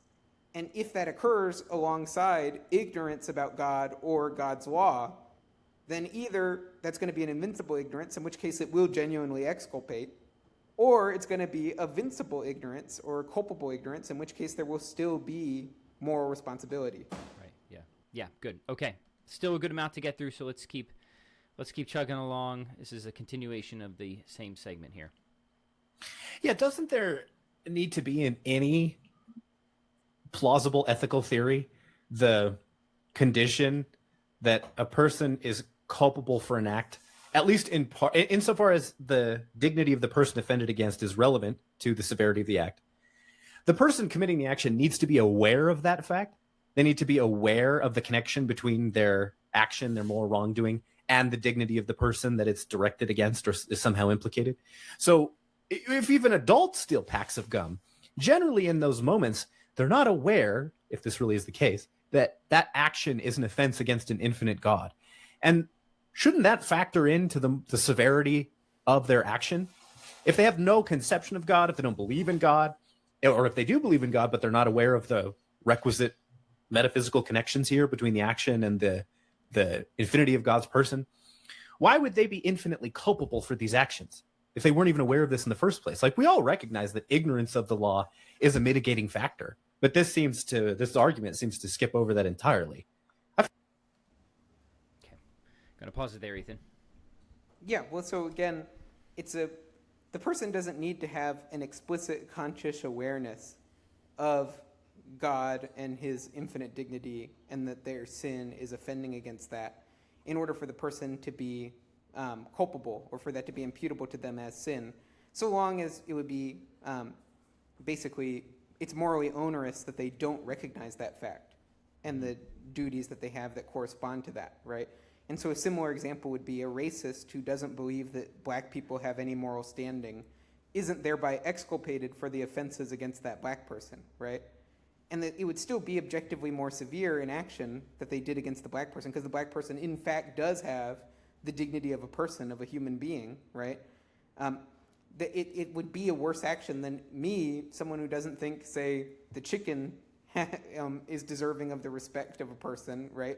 And so therefore treats them like a beast. If it turns out that basically we look at those two cases, right, it's still going to be objectively more severe to mistreat the black person, and it's still going to be relevant to how bad your action was and how much of that badness is imputable to you, as culpable wrongdoing that needs to be corrected, if you are culpable for your ignorance of the dignity of the black person, right?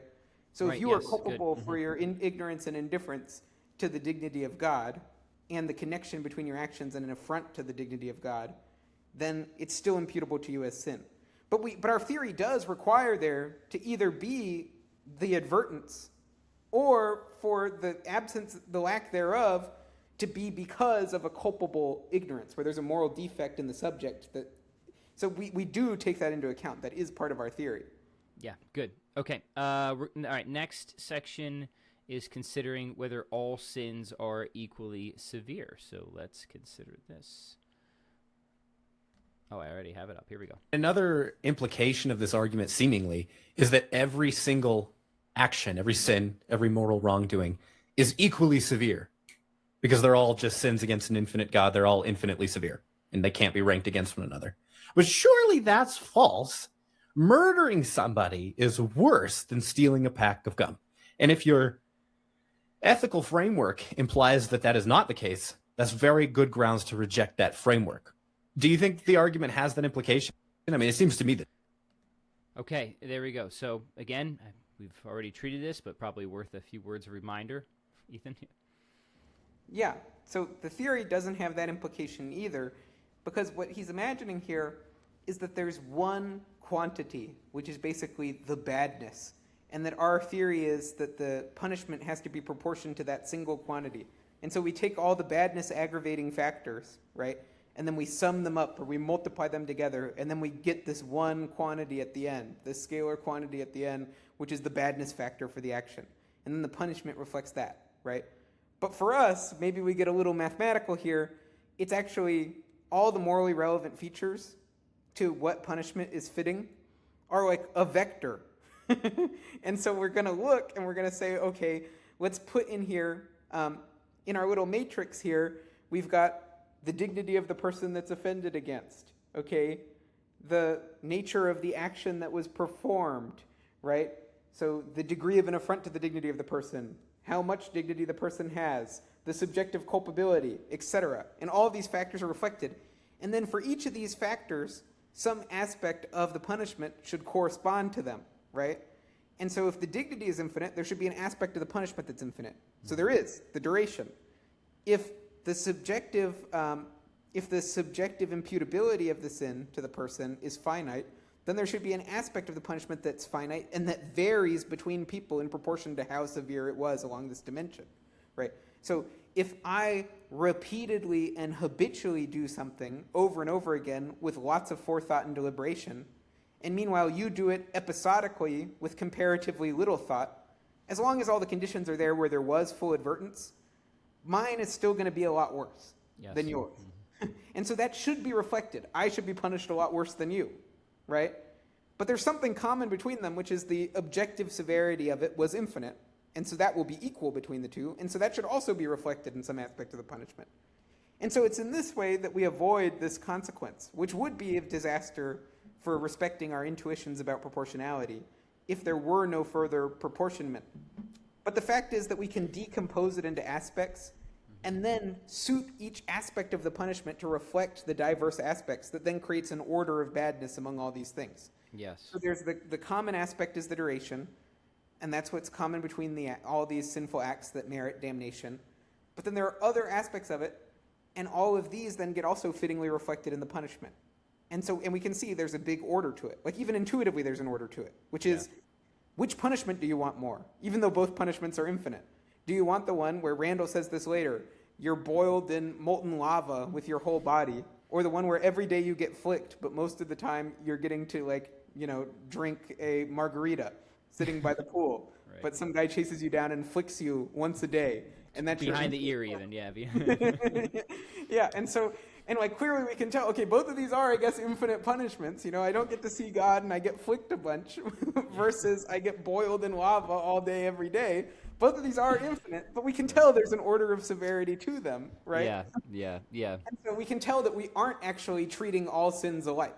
We are allowing for a very diverse treatment of sin.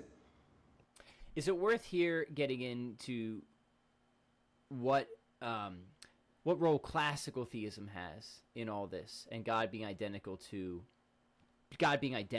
goodness, and just what we haven't even spoken much about mortal sin in general and how it is literally the stamping out of charity in our souls. I mean, these are all sort of. I'm assuming people are somewhat familiar with these ideas, but I think it is important at some point to draw these out. We could do it later. I don't know. Any thoughts, Ethan? Any of that worth jamming on now, or should we just keep going? Yeah, well, I mean, a good part of this is that we're talking now about the order of justice, right? And so given what the rules of justice that we can intuit are, basically, why is hell in conformity with those? But there's also a bigger moral economy that God has set up, and justice acts as a constraint, but it's not the fully satisfactory explanation for why God sets it up exactly this way.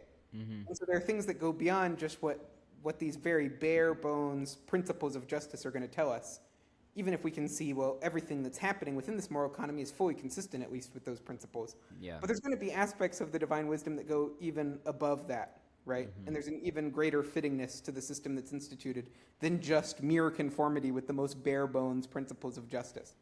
And part of that is that God really has made it to where the drama of salvation is it's an invitation to have a relationship with God, and it's basically what mortal sin is the wholesale rejection of that invitation to have a relationship with God. That's what it is. A wholesale rejection of the good. That's what it is. Right, of goodness itself. And to have a relationship with it, this personal relationship with God, right? And so part of what gives meaning and significance to our lives, what endows our life with significance, is the fact that God has said, here's your life. I'm willing to be friends with you. Okay? Now you get until you die to decide, do you want to be friends with me? Mm-hmm. And that's what endows our life with significance, is that we get to make that choice. And part of how God expresses his investment in this relationship is the wrath on those who make the irrational, supremely evil choice to reject that relationship with him. And so it's actually an expression of his love, and it's an expression of the meaning and significance of this opportunity to enter into a relationship with God, is the extreme severity with which he treats those who basically refuse it, who break his heart, right? Mm-hmm. And who cheat on God with the devil. Okay, and in that way, and then every sin then becomes, whether you have infused virtue, and specifically, most importantly, charity in your heart, right? Whether you have divine love in your heart. And every time you sin, it's a repudiation of God, and it's actually, so therefore, a repudiation of love in your own soul, and is animating your own action. And so that's what all mortal sin ultimately amounts to, and that's what ultimately dictates your eternal fate in the economy of salvation that God has actually seen fit to institute, right? Is whether you've decided to become a person who hates God, who withdraws himself completely from God, and who completely reforms his moral character to be in perpetual enmity to God.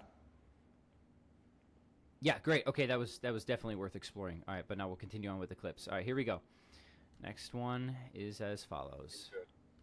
So one of the big problems with that kind of response is to think, well, let's think about, do we punish people who are engaging in fundamentally irrational and self-destructive actions? Or rather, do we seek to deal with them therapeutically and with compassion? And I give this example that I knew a person in high school, they would engage in self-harm. And I remember we were at a party once in high school, and this person started cutting themselves. And so the first thing everybody did was restrain them and take away the knife that they were cutting themselves with. And nobody said, well, you've chosen this for yourself. So we recognized that they were acting irrationally and in a self-destructive way. And so then we overrode their ability to do that action. Now, on Craig's view, this supposed view, the person, when they reject God, what they're doing is they're rejecting the one source of love, goodness, justice, happiness, mercy, etc. Just go on down the list of all the superlatives. Those are the things they are repudiating and rejecting. There could be no more fundamentally destructive, self-destructive, and irrational action than that.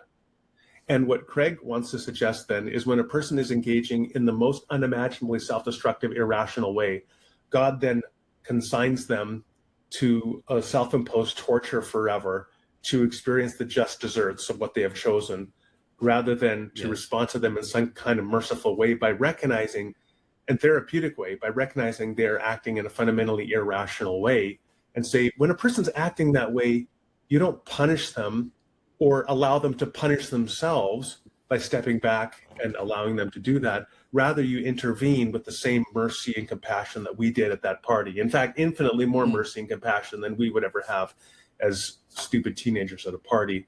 And yet we want to suggest God doesn't have that mercy and compassion, and that he allows fundamentally irrational, delusional, self-destructive people to continue that cycle of self-destruction and self-imposed agony forever. It just makes no sense.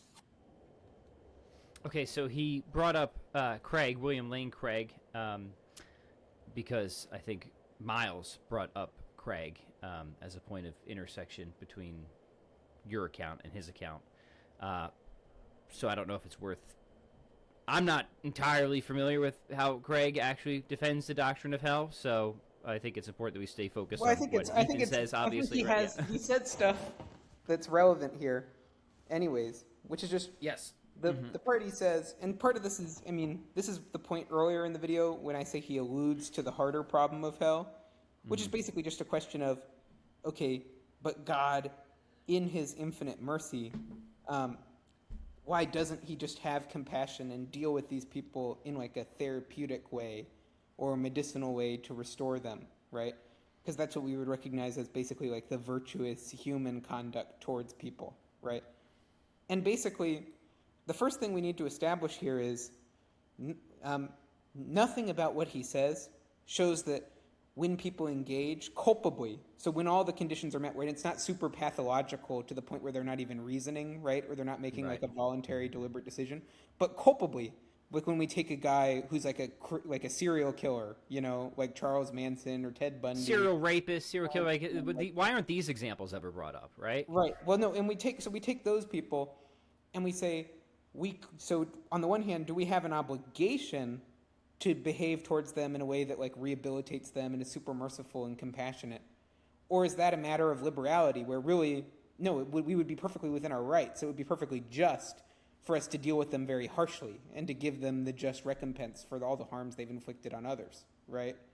And it's far less obvious in that case that there's like a positive obligation or there's anything repugnant to God's nature in contingently choosing how much to manifest mercy versus justice towards people, right?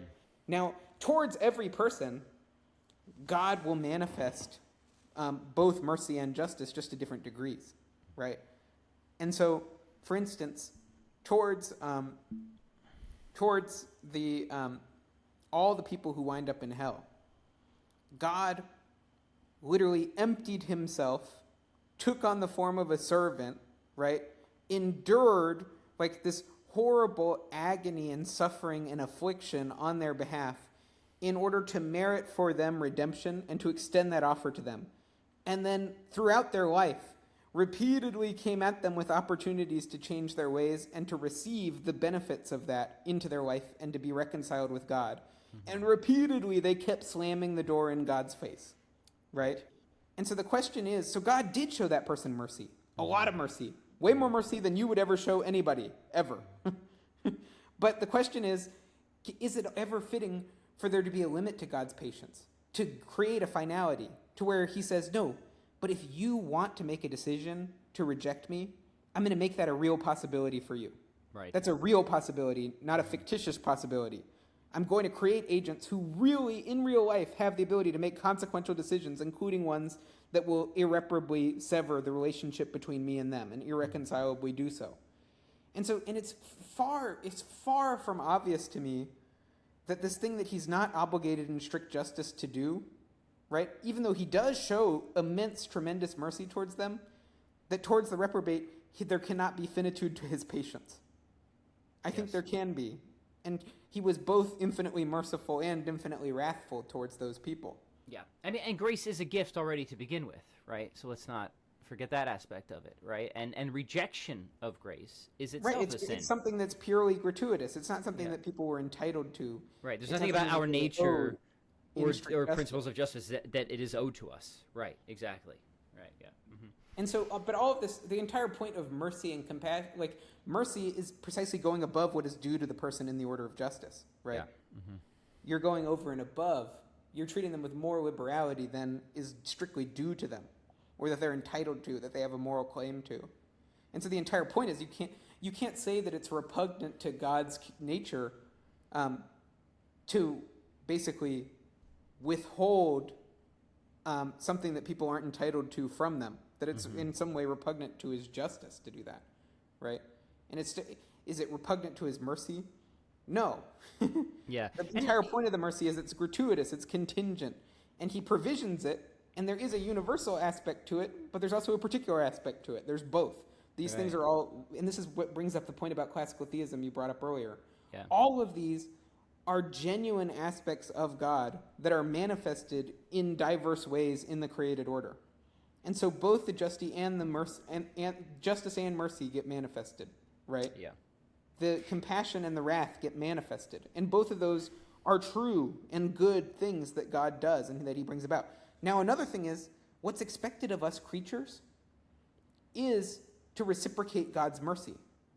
Because vengeance is God's. It's something that's reserved to God. And he says, as we forgive others, so we will be forgiven. Well, God doesn't need forgiveness, right? We do. And there's a hypocrisy in us being infinite debtors in being really stringent and exacting debts from others, right? And so God has imposed this law of absolute mercy and compassion and self-gift on us in all of our dealings with our neighbors, and it's hypocrisy for us to violate it. Yeah. And so that's something that God has prescribed as the regulative ideal for us. But then we shouldn't be confused to think that God is as strictly bound by that as we are. Because it's actually, those are part of the terms and conditions for us to be the beneficiaries of mercy that's not due to us. That's right, yeah. Right? And God is not strictly bound by that, and he doesn't have the debt that we do. And so therefore, and that's why it's actually appropriate for him to reserve the execution of justice to himself. Yeah. Not only that, but, when he says that it's irrational, you're right. I think there's the idea is that it's pathological. I mean, obviously all sin is irrational, but that doesn't mean that it's not voluntary and that we're not culpable. Yeah, just imagine if one takes the line too far, he's taken. It's there's really just no such thing as sin, right?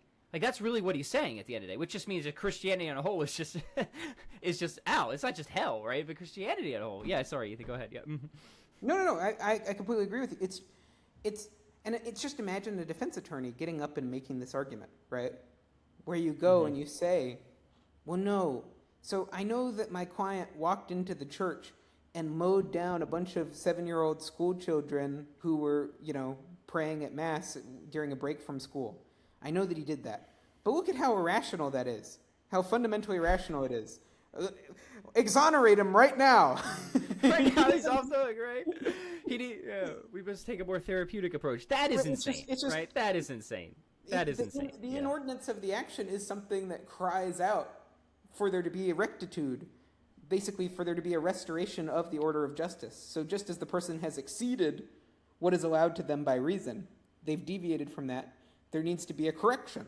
And that we can sort of see that order needs to be respected, and that there's a fairness and an equity to it. And there's an inequity when people are allowed to offend against this order, and then there's no correction that's done, right? So, for instance, for Bernie Madoff to steal $60 billion and bankrupt a bunch of people's families, if he just went on living his life super happy-go-lucky and benefiting from the proceeds, right, that's wrong, right? Over and above any deterrence, over and above anything else, it's not right that you were able to be so malicious and to exploit and to prey upon people. You should suffer. You should have to, there should be a consequence, a cost that's inflicted on you. And it was irrational for you to do that? Absolutely. And that's why you've got to pay. Yeah, right. Spot on. Okay, good. Let's keep moving forward. We're making good progress here, but there's still a bit to go. So, all right, now they want to veer into Massa Damnata, which is a separate issue, but that's fine. We can take a look at this. So here we go. I agree with you. Now, before we move on to Ethan's, isn't it funny? He always agrees with Randall, and I always agree with you, Ethan, and you always agree with me. All right, we'll keep going. Objections to my key argument against the doctrine. He does, in addition to eternal conscious torment, if you can believe it, he defends a view which I think is even more abhorrent than just that claim. He tacks on to that already horrifying vision of reality. The claim that the majority of people who've ever lived will probably end up in hell. That is not by itself a claim that you're required to believe or that is entailed by the doctrine of eternal conscious torment. You can think that 3 people actually end up in hell. Most people go to heaven. But to claim that not only do some people face this mind-numbingly horrific fate, but that most people who've ever lived face it is just a higher order, terrifying and extremely objectionable doctrine. The idea that a loving God would consign not just anybody, but most people to infinite torture? Yeah, I know this is a hard one not to jump in right away with. Yeah, go ahead. No, and we have to let it play out to the full duration that we wanted to. But the thing before I forget it, it just shows also how this really is emotional, right? Because take the objection that he made earlier. Look, all the differences in finite badness are completely irrelevant. They get you no closer to justifying an infinite punishment, right? But now he's acting as if he's now, like there's something especially horrific or unjustifiable about it being most people, rather than just like especially onerous people like Hitler and Stalin and Charles Manson and all those. Yeah, just 3. If Hitler, Stalin, right. Maybe we could live with that, right? Right. Right. And he's noticed that though, which is it has to be emotional then, because the rational argument that I made is equally applicable to everybody, right? Mm-hmm. And so whatever force that has, it has that force, and it's for him, according to his moral worldview, it's infinitely unjust to torment Hitler, just as it would be infinitely unjust to torment your grandma, right? And those are the infinity in both cases, according to him, right? But for some reason, it's more intolerable if it's most people. Well, because it affects him and his family more, right? So the emotional, right? Yeah. And so you start to see here how even if there's a pretense that this is intellectual, well, we're not being consistent in the strength of our revulsion and the strength of our intellectual objection. Yeah, great. Good point. All right, let's finish that clip here.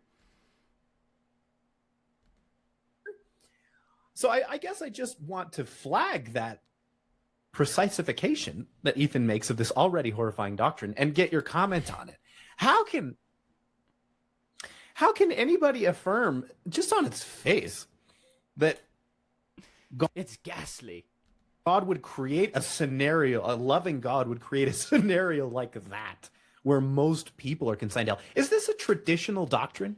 Has Christianity throughout most of its history affirmed this very abysmal view of how many people make it to heaven and how many people make it to hell? All right, before Randall chimes in, Ethan. Wait, no. Let's let Randall go first, and then I'll do it. Sure. There have been speculations on what the ratio of saved to lost is. For example, I think it's Anselm argued that God had to replace the fallen angels, and so he elected a number of human beings to be the number to replace the fallen angels, which is kind of, I think, a little crazy speculation there. But for the most part, no, that's not to my knowledge, a widely held doctrine. The reason I think people sometimes hold that, I think there's a couple things. I'm going to have a little bit of fun here for a moment, and then I'll get a little more serious. Wait, let's pause. But I think, so I sometimes see. So Go for it. No, so we're dealing with first part is, we're asked, is this a traditional view within Christianity? Has this been widely held by Christians throughout the ages? Which obviously it is, right? But Randal says no, and he's like, oh, well, maybe a few people have speculated about things like replacing the number of the fallen angels. Like, A few oddballs here and there, right? Yeah. Right. But the fewness of the saved is the majority report, especially once you get past the very early patristics. But even going back then, you have a lot of very good, strong traditional evidence for this view. But the fewness of the saved, based off of, especially two passages where our Lord seems to affirm it very plainly and explicitly. One is, many are called, few are chosen, right? And the other is like, narrow is the way, only a few find it. Those passages where it's like, it's explicit in both contexts that he would be treating about the proportion of the elect. And in both cases, he either very strongly implies or just flat out plainly states that it's few, right? And the other exegesis of the passage to escape that is very contrived, and you wouldn't adopt it unless you had a really strong theological motivation for avoiding it. But if we're just looking, I just wanted to go through really fast. We're being told this is not a traditional view. And so I just put together a quick list that's a small subset of people. We can see whether these are major theological authorities within Christianity, right? But a list of people who very confidently affirm the fewness of the saved. So let's just go through real quick. St. Alphonsus Liguori, St. Robert Bellarmine, St. Thomas Aquinas, St. Albert the Great, St. Bonaventure, St. Peter Canisius, St. Anthony of Padua, St. Bernard of Clairvaux, St. Anselm, St. Isidore, Pope St. Gregory the Great, Pope St. Leo the Great, St. Peter Chrysologus, St. Cyril, St. Augustine, St. Jerome, St. John Chrysostom, St. Ambrose, St. Gregory Nazianzus, St. Irenaeus, St. Basil, St. Francis de Sales, St. Vincent Ferrer. So we could keep going all day with the huge number of the highest authorities within Christendom affirming this doctrine, which is apparently, it's almost unfathomable to our interlocutors here that anyone could believe it. Right, horrifying, ghastly, abysmal. Good. All right, let's keep it going here.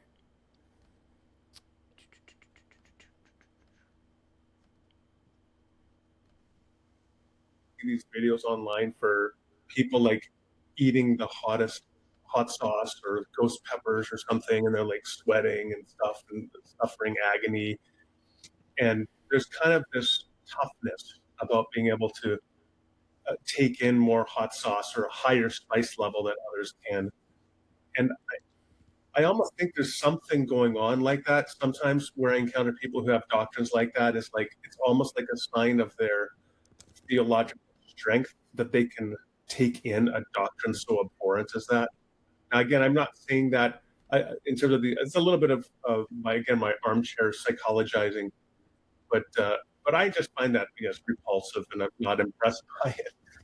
I think sometimes people will appeal to Matthew 7, where Jesus says, "Enter through the narrow gate, for wide and broad is the gate that leads to destruction, but small and narrow is the gate that leads to life, and only a few find it." But I think that completely misses the point of what he's doing there.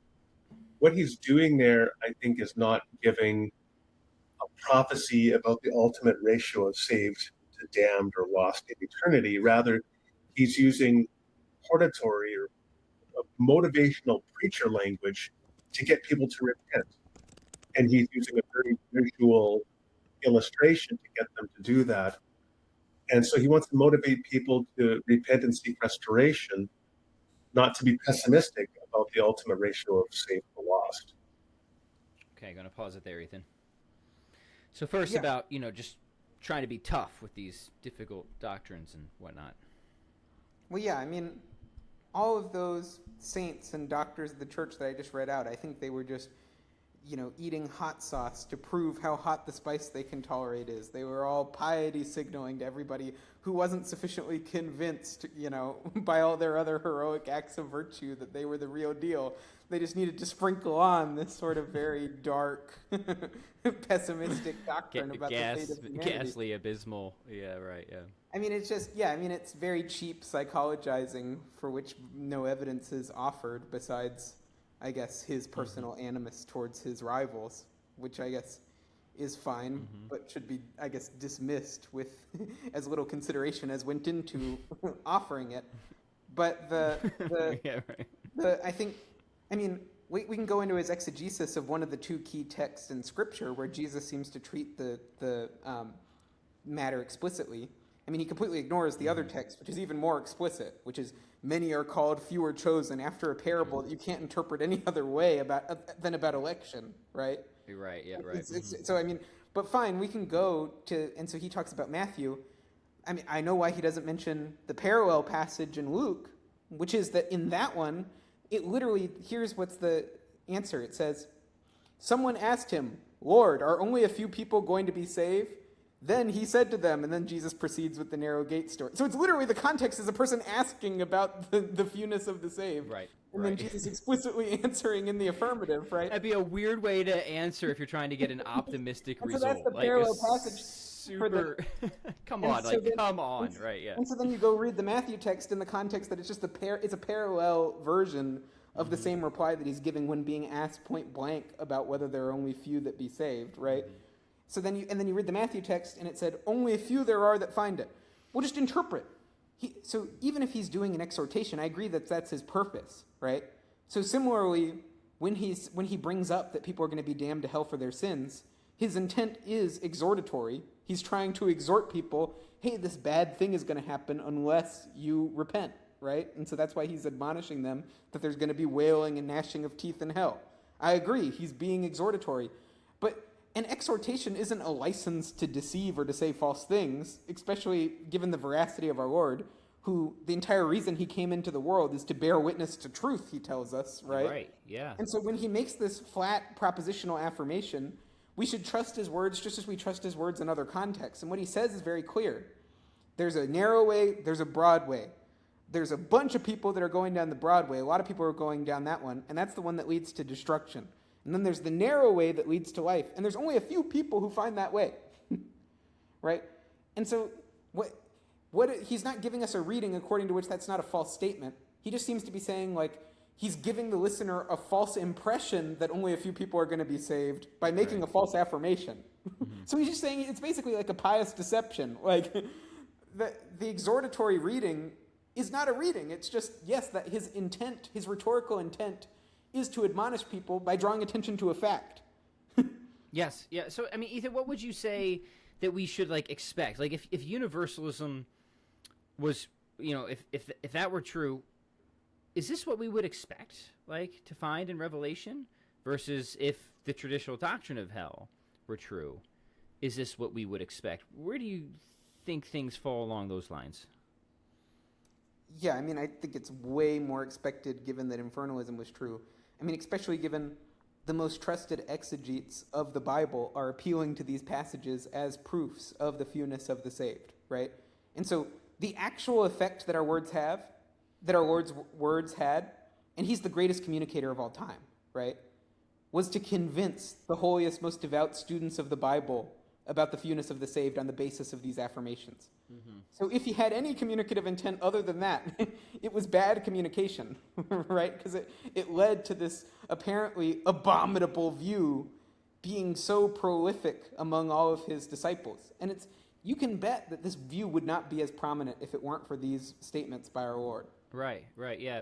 And, we're being a little cheeky here and, the horrifying and the ghastly. Hell is really, really, really, really bad for anyone into it. And, these are severe, severe warnings, and we're not at all trying to dismiss the badness of the hell for people into it. We will deny that is coming up that creation is a net negative with people in hell. We're going to deny that here in just a minute. But speak to us. I think it is important to come back. We are dealing with the most real of real matters here, Ethan, and the stakes involved, that I think it's easy to, maybe just get up in the spirit of podcast exchanges, but I think it's important that we take a step back and reground ourselves. What would you say about that? Well, yeah, I mean, look, these are the weightiest matters that any of us have to consider, the four last things, like death, judgment, heaven, and hell. And the fact is, it should shock us that so few are going to be saved, right? And it should inspire us to strive very vigorously and earnestly and uncompromisingly to lead a life of virtue and to cooperate with the graces that God makes available to us. But I don't think it's very useful or helpful what's been happening in the interview that we're commenting on, where it's just like, because this is a harsh, rigorous view that's being taken and that's being propounded, that the harshness is almost taken as like it's like one-to-one corresponding for the odiousness, and he's Yes. like shocked and like laughing that anyone could believe anything so horrifying. But it basically just seems to be like the moral intuition here seems to be scaling proportionately with how bad the news is. Right. Mm-hmm. And we've already given reason to think that that's not a reliable way to go about this. Yeah. Okay. Yeah. All right. Let's keep going on here. I think this is where we're going to get to is creation and net negative. If there are people in hell, so it seems this might be maybe the more foundational issue for Miles. It's just Negative. So just from this really basic mathematical perspective, how could a morally perfect being ever create it? Wholly apart from the questions of whether a morally perfect being could allow anyone to end up in hell, if the majority of self-aware conscious agents that God creates end up in this infinitely terrible agony, it seems to me that the net moral value of all of creation is now negative. And so this could never be a justified creation. I think this is a great example of where what's doing a lot of work here is a particularly modern assumption that would be extremely foreign to most of the minds that we've been relying on. Yeah, I think the first problem here is actually something that we can even work within this sort of like modern welfare aggregationist paradigm that he's applying in axiology. The accounting model of goodness, right? Right. Yeah, let's add up all. We can work within that, and then we can sort of question that, But working within it for a second, the benefit of going to heaven is actually far better in terms of objective goodness than the harm of being consigned to hell. And so actually, and like infinitely so, right? So the accumulation of finite suffering spent over infinite duration in hell of all of these creatures in hell is actually infinitely outweighed. You should be willing to take a 99% chance of going to hell for a 1% chance of going to heaven. Now, given the actual constitution of human psychology and the tepidity of the desire that we have for heaven and our inability to fathom and appreciate the objective goodness of relationship with God and friendship with God and the beatific vision, it leads us to underestimate the value of that, and so then to see a creation where lots of people are in hell as one where it's net negative, right? Because we're thinking to ourselves, like, how much do I desire a bunch of finite pleasure for finite pleasure forever versus how much do I desire, finite suffering forever? And they're weighing that, and they're like, if anything, I have more of an aversion to suffering than a desire for pleasure. And that's like a lot of the calculus. But that's like a distorted, perverted way to actually approach the objective axiology, where the objective goods that come from friendship and communion with God and the beatific vision in heaven actually are like qualitatively, categorically greater moral goods than the punishments of the damned, which are, if anything, just like an inducement for us to strive after virtue, and an incentive for us to do so. And so, like, actually, objectively, so even if subjectively they would prefer never to be made if there was a 99% chance of going to hell and a 1% chance of going to heaven, that's actually an irrational, inordinate preference for them to have, even within this more welfare aggregationist model.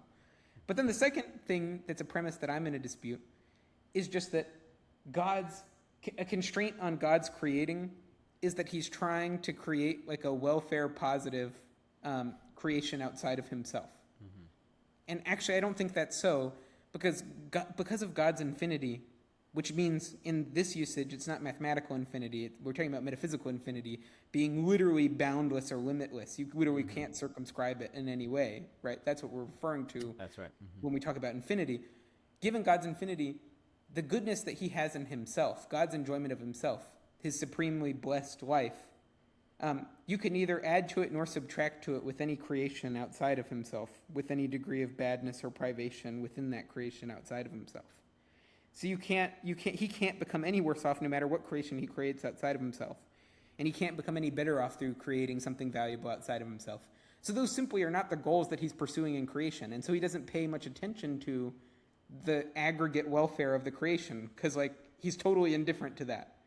The only goods that he can achieve through creating that aren't already basically indifferent because he perfectly and preeminently possesses all goods in his infinitely blessed life are just relational goods of gratuitously sharing his life with individual people in relationships with those individuals, just because of an arbitrary gratuitous love that he has for those individuals as individuals. So it's not to make the totality of reality better that he instantiates any of us or that he instantiates any finite creation, but it's instead just to enter into relationship with the finite creatures that he arbitrarily chooses to create as an arbitrary gratuitous gift to those creatures, right? And it's in that way that if we offend against God by rejecting the offer that he extends to us and refusing to cooperate with it, and then he inflicts some punishment upon us because that's due to us or deserved by us, it doesn't frustrate God's purpose, right? Because God's purpose is to create people that he can enter into, that can choose to enter into free relationships with him and that he can enter into free relationships with. And then to some extent creating a sort of vulnerability and creating an exclusivity and creating this specialness and this meaning to that relationship and entering in genuinely its relational goods that he's pursuing, right? Just in the same way, if you think about entering into relationships in your own life, it's actually kind of a weird, cynical view to take, that it's you're the reason why you're entering into a relationship with your fiance is sort of a mathematical calculation about the aggregate welfare of both you and your fiance that you're going to have after you're married and you enter into your married life. But there's actually something more deep and fundamental about the good that you're pursuing there, right? And in many cases, even if putting yourself out there comes with a lot of risk of heartbreak and pain and frustration, we can see that there's even a higher good being achieved in that than anything that has to do with this sort of hedonic concerns about what the likely fallout is or whatever. Yeah, no, that's good. That's good. We could skip spending more time in the background axiology of this accounting view of goodness versus the teleological view. That's all important and interesting. And again, I think it just shows that it's assuming a certain axiology that we could just, proponents of hell could just easily reject, right? That goods are determined by the ends of things, not some sort of aggregation or ledger account or anything like that. But I like your move because even playing in that paradigm, it's far from clear that the argument actually has any force. So let's keep going. All right. Next up is Jesus on hell again. So let's go to that and see what the next point is going to be. All right. I find that compelling at all, but who knows? Sure. Right. I was going to say that. So those would show that you can't give a logical demonstration. Those are logically possible, but I'll leave it for another day to assess whether they're plausible. But the last consideration I wanted to touch on from this part of the dialectic was Ethan's claim that Jesus Christ teaches the doctrine of eternal conscious torment. And essentially, he basically said this, he's who are you to disagree with Jesus? Now, I kind of like that maneuver in the debate context. If you can bring Jesus onto your side and then force the other person to tell us why they think they're better than Jesus, you're in a tough spot.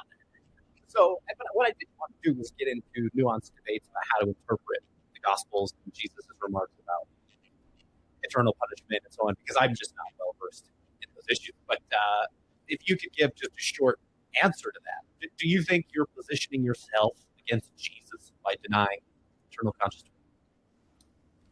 Yeah, I think that completely begs the question, because the whole issue here is how we interpret the language Jesus uses when he talks about weeping and gnashing of teeth, or when he talks about outer darkness or a furnace or so on.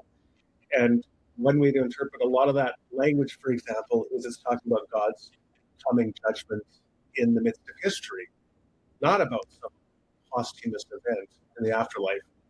And then there are also, so let's just take one example. So Jesus talks about the sheep and the goats in Matthew 25, and then he warns about eternal punishment in Matthew 25, 41 and 46. Well, the language there actually, aionios, is not, doesn't have to be interpreted as never-ending or eternal.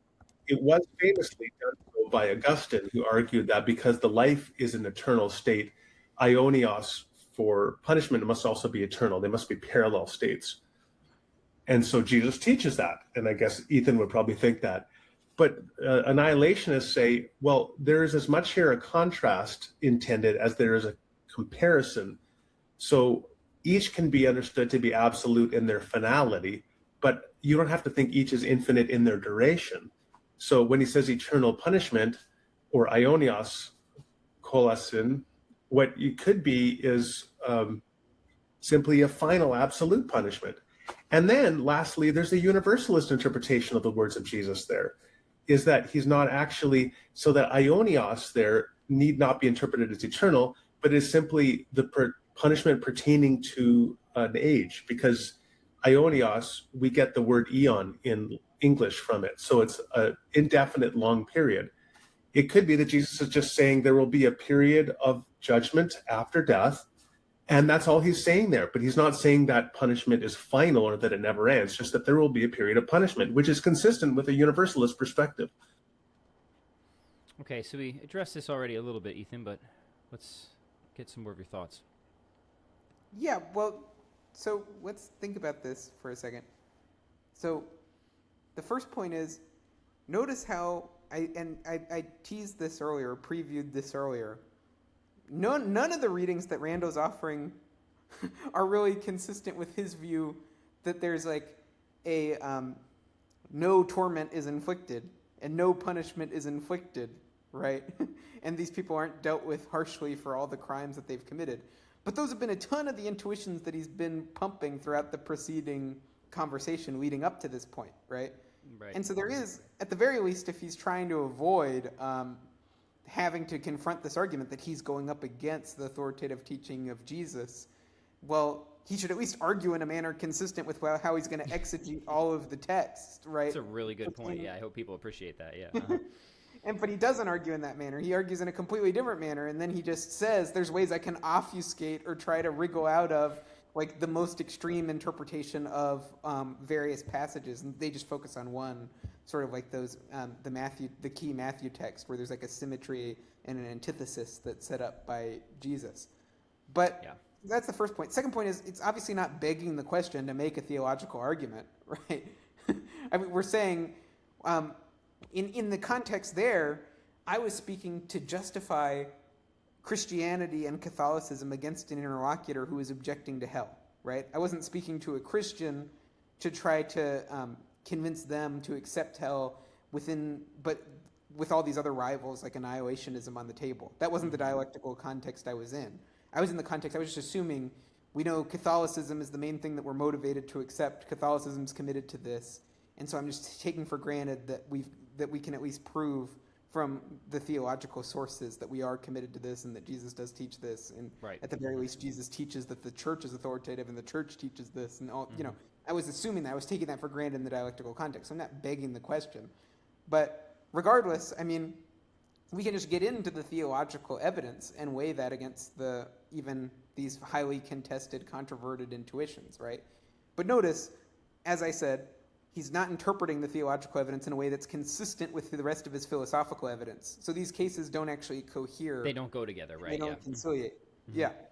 So, but then the second thing is, I mean, just the readings he's offering are clearly desperate, like just taken on their own terms for the passage. Because we're just looking here, and we're noticing the symmetry that's being set up. there's clearly an intent to emphasize both what is common and what is different. So the thing that's common is where you use the same word to show that, to emphasize the symmetry, and the thing that's different is where you use the different word to emphasize the sort of corresponding but opposite things, right? So on the one hand, the righteous are going on to eternal life, and the wicked are going to eternal punishment, right? So the righteous are going to infinite reward. The wicked are going to infinite suffering. If I say all of those phrases, we all understand what I'm trying to emphasize. I'm trying to emphasize that there's a symmetry between them. Yes. Right? That these two things are being treated likely, but correspondingly in opposite directions, given the opposite moral qualities that they have. Right. And it's about the clearest way. Because if he wanted to say everlasting or eternal, there's not really a better word for them to use than the word where they're trying to pretend like there's a lot more lexical ambiguity than there is here, especially within the context of like the two ages and all this stuff that we don't need to get into. But this is one way that's really good to disambiguate it, which is that you're setting it literally side by side against a thing where both sides are conceding that this is eternal in the sense of actually eternal. Right. And you're setting it up by symmetry against the other thing. And so that's really clear. Now, obviously, any sentence, if you're willing to take tortured, unnatural readings, like you couldn't use language to prove anything, right? But if we're just trying to let the text speak for itself and to take naturally, there's clearly a rhetorical device that's being used here that actually helps disambiguate the term where they're trying to manufacture a lexical ambiguity. And you can see that in other places too, like in Mark, where we're talking about the unquenchable fire and the undying worm, right? Well, so what did he choose to do to emphasize the aspects of the punishment? He took two things that don't end. That's what he chose. The undying worm. Right. Dying, not dying. So not dying as in not ending, right? It's the living forever. It's going on in perpetuity. Undying, the not dying worm. Unquenchable, like a fire that doesn't go out, so it keeps burning. And so logically, maybe you can contrive a reading in the context of the other eternal thing. You can contrive a network of readings to where you have things take the unnatural sense. But the author, everything he could do to try to disambiguate, he's doing to try to point you in one direction. Right. Yeah, great. Okay, that is more than satisfactory. So let's keep moving on. All right, we're gonna head back to the central argument for Miles, the big one. So let's pull this back up, and this is the one that he did present you with in your original conversation here, Ethan. So right, good. So I think that we've done justice to Ethan's case for the coherence of this doctrine. But what I want to talk about now is the argument I sketched, which I think is just the main one, against the plausibility of thinking that a loving God could ever send somebody to an infinite torture chamber, which is just that this seems morally abhorrent. If we know anything from moral experience, if we know anything from our own cognitive faculties about the various moral facts that obtain about what is good and evil, right and wrong, I think we can see that no human being deserves infinite torture. For no human being would it be just or right or good to send them to an eternal torture chamber. If anything is self-evident to us in our moral reflection, that one is. And if we're wrong about that, then I think our moral faculties are utterly and completely unreliable. We should be complete and total moral skeptics. So that's how I phrase the argument. And I think that ultimately that just is the argument against ECT. You could give biblical arguments. You could say that the Bible actually teaches something else, but at least on the philosophical level, where we're not assuming divine revelation, that's probably the only argument against it, but that's fine because I find it utterly compelling. Now, Ethan didn't agree. And I suspect you still don't agree, Ethan. Yeah. Well, no, and notice this. None of this is really an argument. You know? I'm waiting for it. I'm like, where's the argument? A lot of this is like emphasis and exclamation points and like grandstanding. But I noticed this is something kind of common with people who are objecting to ECT, which is that they think that the more worked up they are, or the more confidence that they perform, that in some way like epistemically increases the warrant for their position. So just like it's a warrant pump. It's a warrant pump, yeah. The more convicted they become in their settled moral judgment about this, then somehow the more evidential that becomes, you know. And so so he says, if we are wrong about this, we should be skeptical about everything else. It's like, okay, first of all, that seems ridiculous to me. I mean, maybe you shouldn't be as confident on the basis of evidence this flimsy about other things. I think that's definitely true.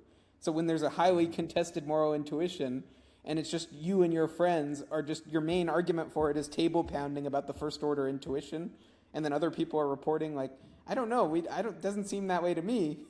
Maybe you should have less confidence about that. But that doesn't prove that you shouldn't have like a presumptive trust in lots of your intuitions, right? It doesn't prove that there's not going to be a correlation between finding things intuitively plausible and there being true.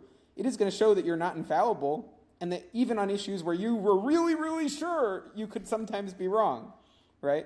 Which we know. There are lots of things I've been really, really sure about. I was really, really sure about moral anti-realism earlier in my life, you know? I was really sure, and I was wrong. So sometimes people can be really sure, but that doesn't license wholesale skepticism.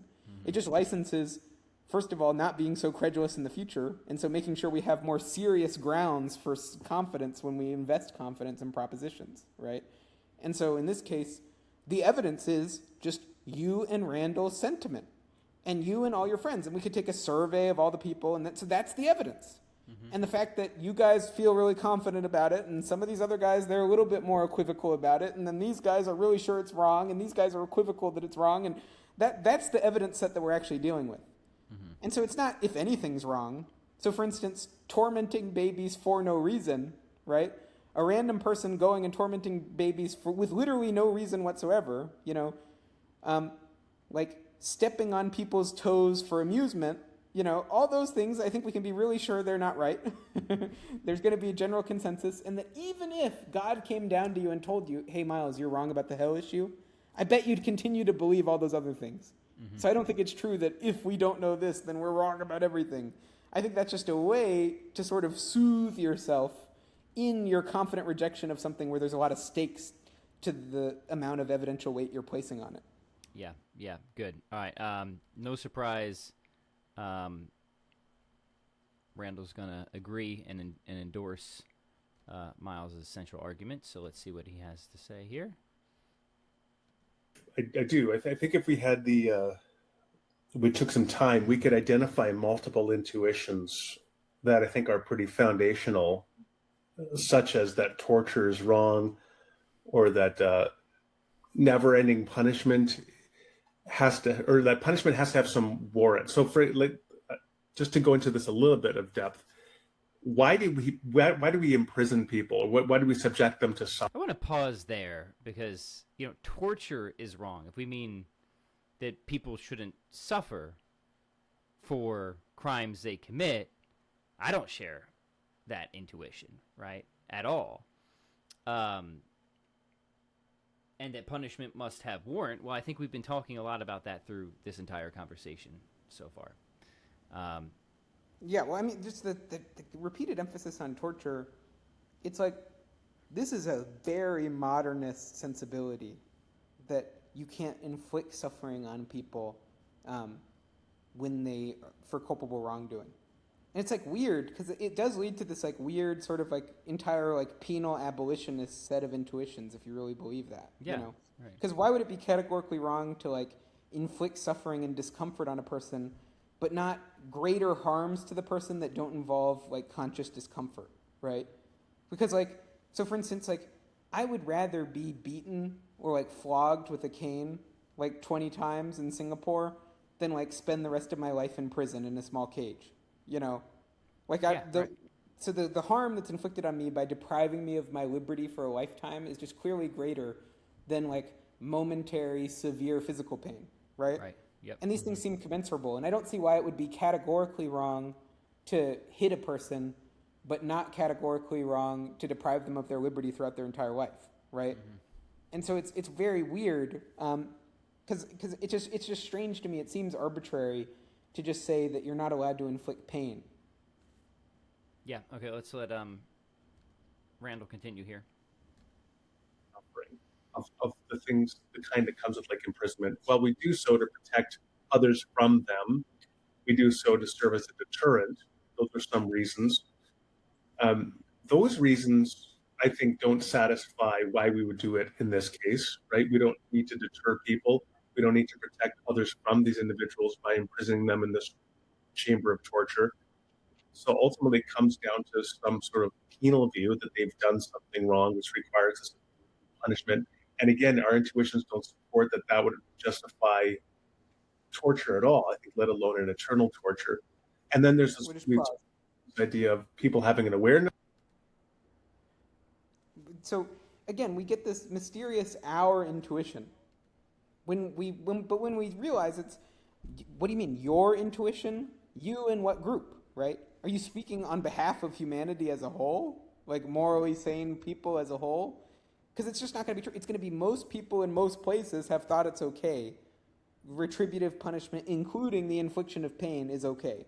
Yes. Mm-hmm. People have thought, that's the majority report throughout history and within Christendom. And so this our, and then, but once you start saying me and my, right, it seems to me, we start to realize that doesn't carry much evidential weight, but we're investing a lot in that. It's doing a lot of load-bearing work in your arguments, is this me. But it's just, no, actually, retributive justice is a highly intuitive thing. And for me, it's extremely obvious, right? That there's an order of justice, and that when some culpable wrongdoing occurs, that there's some kind of punishment that's due, where the person needs to internalize the cost of the externality that they've inflicted. You know, that there needs to be a reciprocation of, just as they unduly violated the rights of another, so too there needs to be some kind of penal evil, to borrow sort of the scholastic terminology, that's paid back to them in kind. And that it's right and fitting for that to occur. And there's actually an injustice. If you could maximize all other utilitarian ends and make everybody better off, but then you let guys just get away with serial killing and raping, and they never had to confront the consequences of that, and if justice were never served to them, there would be something wrong that would just cry out to heaven for vengeance about that, right? And that's something that's a widely shared, very intuitive position that lots of people without Christian commitments independently arrive at all the time. Yes. And so I just don't understand why we're resting so much on this intuition but also, like, hell does serve the other purposes he mentions, by the way. So, for instance, it has a deterrence function, right? So, like, a lot of reason why people are able to live lives of virtue now is because of the threat of hell in the future, right? So the fact that there's a credible threat of hell by God is something that actually helps incite people to virtue and to reform their lives and to refrain from sin.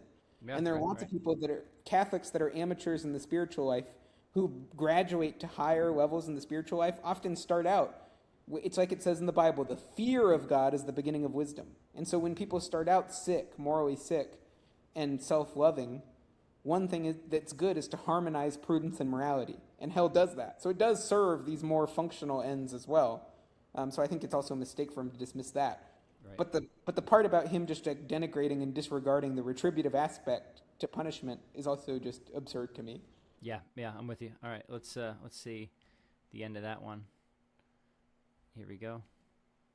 Of the action that they're doing, which is important. So if the person didn't know they were doing the action, how can you hold them accountable? On and on and on. We've touched on, I think, a lot of intuitions that are really counter to eternal conscious torment. So if you accept it, what it follows is, I think it creates a deep skepticism about our moral ability to reason morally at all. Because if it turns out that we are wrong about all these fundamental convictions, like the wrongness of torture, like the wrongness of never-ending punishment, except for, some appropriate reason, that it's wrong to punish people for the actions that they committed unknowingly against others, or actions that they committed as a result of something like fetal alcohol syndrome. If we're wrong about all of these things, then can we really trust ourselves about any moral reasoning at all? Okay, not a whole lot new added there, but your remarks. Yeah, well, again, it just seems to rest on the same mistake as before, where, first he brings up a bunch of arguments where it's not even that the core underlying moral intuition was wrong, but that there was some fallacious application of a principle that wasn't applicable. Clearly. So like in the fetal alcohol syndrome and all those types of cases. But really, just the core issue here is, if you're confidently wrong about any moral propositions, does that then undermine or shatter your confidence in all of your moral beliefs? And no, I think it should cause you to reduce your confidence, because it seems like these guys are putting way more weight in like intuitionist moral reasoning about controverted cases than they should. So like I do think like their confidence does need to be reduced and pared back and like subordinated to other forms of reasoning and evidence compared to what it is right now. And like way less stuff needs to be called Morian, and they need to think a lot more carefully before they call something Morian in the future.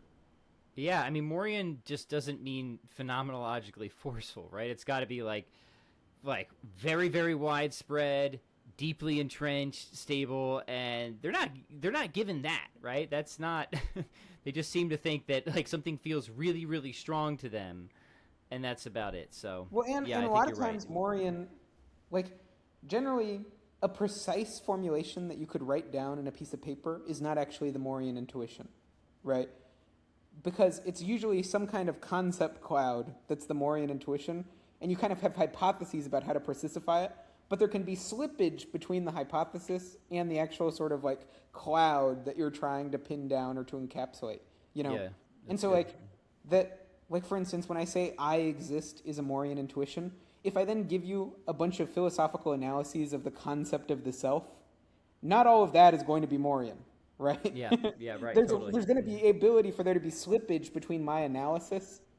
And so that it could be that something in this vicinity is true, could be Morian, but that my precise formulations of it are right is not going to be Morian, That's right. That's good. And so then in that same way, notice with a lot of these things like the hell doctrine, it's such a complex issue that depends so much on the precise statement of principles to see if the principles rule it out, that it would be weird if it was literally like a first order Morian thing that this thing isn't allowed, like this highly specific doctrine isn't allowed, right? It would need to be downstream of some more fundamental principle. Clearly, it's like a weird thing to fiat in, you know. It's like it would be like 401ks are immoral was one of my. So it would need to be something else. It would need to be something about torture, right? But then when you start trying to state it more precisely, torture's never okay. That's Morian, you know. Or you go and you're like, nobody can deserve punishment. You can never inflict deserved suffering on people, or like the dignity basically considerations can never compensate and make it to where you have to make it bigger than might otherwise be intuitive from ordinary context. Like when you actually start cashing all this out, you start realizing like you're either just displacing the confidence you have from the like shock value, the emotional strength that it has, or like how confident you are in your like second order reasoning. You're either displacing that into making that a Morian category, which it shouldn't be, right? Or it just seems like you're choosing something pretty bizarre to put in what should be like a pretty narrow set of like fundamental principles, you know? Yeah. Brilliant. All right, let's keep going. We're going to start getting into the noetic effects of sin now. Yes, I agree with you, and that's what I said. That these kinds of considerations have carried through to their logical conclusion, which is land us in total moral skepticism, and that's unlivable. And we have a high degree of warrant to think that that's not the situation that we're in. So here, Ethan then appeals to several different considerations meant to kind of undercut our seemingly strong intuition that this would be immoral of God to do. The first is the appeal to the noetic effects of sin, a phrase you will not find in the Bible, but arises from, I think, fairly sophisticated and high-level theological reflection and philosophical reflection. The idea that our sinful nature also corrupts our intellectual capacities, our cognitive faculties.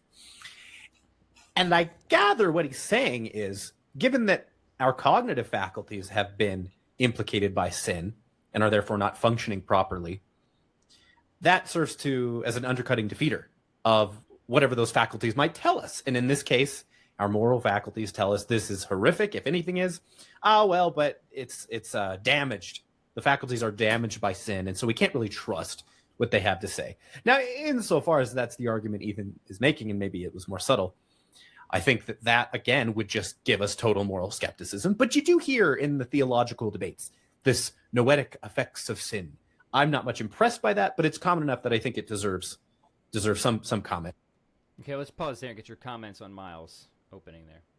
Well, yeah. So first, you won't find the term noetic effects of sin in the Bible, but you find the concept Right. Like the idea It's is not- clearly there. Right. Yeah. and it's not very sophisticated theological reflection. It's just like, when you do bad stuff, it makes you stupid. Sin makes you dumb, right? Look, I think all of us have dealt with that at various points in our life when we've done things, when we've indulged in vice. We've noticed that we become more irrational, and we also become more insensitive to the moral qualities of the actions that pertain to that vice, right? I think, I think all of us knows that. But like, let's just see in the Bible, like this is the Romans 1 that we're talking about all the time that they're going to bring up too, where they're just saying, we literally say, for although they knew God, they neither glorified him as God nor gave thanks to him, but their thinking became futile and their foolish hearts were darkened. Although they claimed to be wise, they became fools. That seems as there it is. concise and precise a statement of Noetic Effects of Sin and what we mean as you'll find. So it's, I don't know, it's not alien to the Bible at all, actually. But the second thing is that he seems to fundamentally misunderstand how Noetic Effects of Sin is being deployed in this context, which is, it's not saying we sin, so therefore our moral reasoning is unreliable. This is a moral judgment, so therefore we should undercut it or not have as much confidence in it. That was definitely not your argument, right? Yeah. That wasn't the argument I made. Now, even that argument could be a reasonable argument, more reasonable than he's saying, if it was just interpreted this way. At the very least, put way less confidence in like Morean judgments about morality just based off of like the phenomenological strength that the intuition has when you consider it, you know, because you have a defective equipment that could erroneously produce those sometimes. So you shouldn't treat the fact that you have this 100% conviction as corresponding to like 100% evidence, you know, but instead there should be some kind of mitigation to account for the fallibility of the mechanism, right? The heightened fallibility of the mechanism. Yeah. And even if you just took it that way, then it just requires these people to be more modest in how they're drawing out implications. So it would cut both ways, sure. It would require everybody to be more modest when reasoning morally, but that's all we need, because all we're trying to do is say put less weight in this to overturn strong evidence otherwise, right? So that gets back to the issue of the dialectical context. But actually, as he mentions, as he anticipates, the argument that was being made is in fact more subtle, right? Which is, the argument that's being made is that there's a systemic bias that's introduced by the Noetic Effects of Sin that would make us likely to erroneously form the judgment that hell was unjust, even if it were just, right? And so one thing, given the ways that we expect these psychological mechanisms to work, one thing that the Noetic Effects of Sin would probably make us do is have less of an intuitive appreciation for the badness and the severity of sin, and therefore what punishment was due on account of it. It would also make us have an inflated perception of our own worth and our own dignity and what we're entitled to and how much we debase it when we commit sins. Right? It would also probably cloud our judgment and make it to where we could sublimate other biases more easily to rationalize actions that weren't okay or to rationalize conclusions that were unsound, right? And so, for instance, if we had a strong desire not to go to hell, or if we had a strong desire to fornicate or to masturbate or whatever, and we knew that having the beliefs, you know, in hell or all this stuff would be an obstacle to that, or at least make it unpleasant for us to do that, to consider that, or cause cognitive dissonance, it might make it to where the facility with which we rationalize is greater, right? And all of those things are biases that militate in favor of the intuitions. So they actually are selective debunkings rather than global debunkings, right? They're particular. And they're saying there's a direction to the bias. And because there's a direction to the bias, we therefore need to put much less weight in the strength of those intuitions, especially when there's diversity in those very same intuitions, right? So if a bunch of people are arriving at conflicting judgments about the same matter, and we know there's a bias in one direction, that's going to completely change the evidential picture, right? And it's going to be very forceful in discounting the weight that's applied to these first-order intuitions in the evidential weighing. And so saying there's a systemic bias in one direction is very different than just saying you can't trust moral faculties at all because they're corrupted by sin. We're saying specifically the fact that we're fallen man is something that's going to make it to where I would expect us to have a judgment that was more unfavorable to hell than was due, right? Then, finally, the last thing I'll say in this regard is notice the asymmetry. The non-Catholic worldview doesn't predict that you'll have a bunch of misleading Catholic miracle evidence that uniquely favors Catholicism given their worldview. Right? But meanwhile, the Catholic worldview does predict that you'd have misleading moral intuition evidence against Catholicism, given Catholicism was true. Yeah. So if you have two really strong considerations that you don't know how to reconcile, so you've seen all the evidence for Lourdes, and you've seen all the evidence for Padre Pio and Saint Charbel, and you've seen it for Fatima, and for all the Eucharistic miracles, and you're like, I don't know how to reconcile that. But it's also Morian for me that hell can't be justified, right? Well, here's a good way to break the tie. A good way to break the tie is Catholicism predicts that you'd get misleading evidence like Morian intuitions that hell's not right. But meanwhile, non-Catholicism doesn't predict that you'd get a consilience of a bunch of miracle evidence that gave the false appearance that Catholicism was true. Right, spot So on. that selective debunking already is an evidentially relevant asymmetry, which is it's about the predictions made by both models about what types of evidence you'd get. And so Catholicism predicts misleading moral evidence against Catholicism. Meanwhile, rival views don't predict misleading miracle evidence in favor of Catholicism. Excellent point. All right, let's keep going because I think they're going to try to turn the Noetic Effects of Sin against your justification for Catholicism. Let's see if they succeed. Here we go. Every human institution can make errors just like individuals can. And so ultimately, we all just have to reason about these things as best we can. And then again, say, here I stand, I can do no other. It just seems to me that this. And I'm just not compelled if somebody's going to say, yeah, but your reasoning is falling. Mine's okay, but yours is Yeah. I was going to say, the more I think about it, the more I think that this will just be self-undermining, because the noetic effects of sin, if such there be, are not restricted just to moral reflection. It's to all of our cognitive faculties, including the ones that brought us to the conclusion or the conviction that the Catholic Church is authoritative and true, and that God exists, and so on and so forth. And so if the damaging effects of sin are so deep that we can't trust any of our basic moral reflections or the fruits thereof, we can't trust any of our basic perceptions of the world, whether those be sensory or intellectual, and in which case, why do we think that the Catholic Church is true, or that the teachings of the Catholic Church are true? It's not like God implanted that belief directly in our brain. We've followed a chain of discursive reasoning to get there, as I think Ethan would say, like in his miracle cases. These are really nuanced, sophisticated, attempted historical demonstrations of the veracity of these various claims to have performed miracles in the 20th century. But the noetic effects of sin, they undercut it. So I think that this is not a line that you really want to pursue to its fullest extent. It's just going to undercut everything and therefore undercut nothing. Yeah, so You already preempted this, but let's go over it again. I mean, so we've already dealt with this, which is we're not making an argument. So noetic effects of sin first is not an argument that humans are now generally unreliable, even in the domains that are directly affected by the noetic effects of sin, like moral reasoning, right?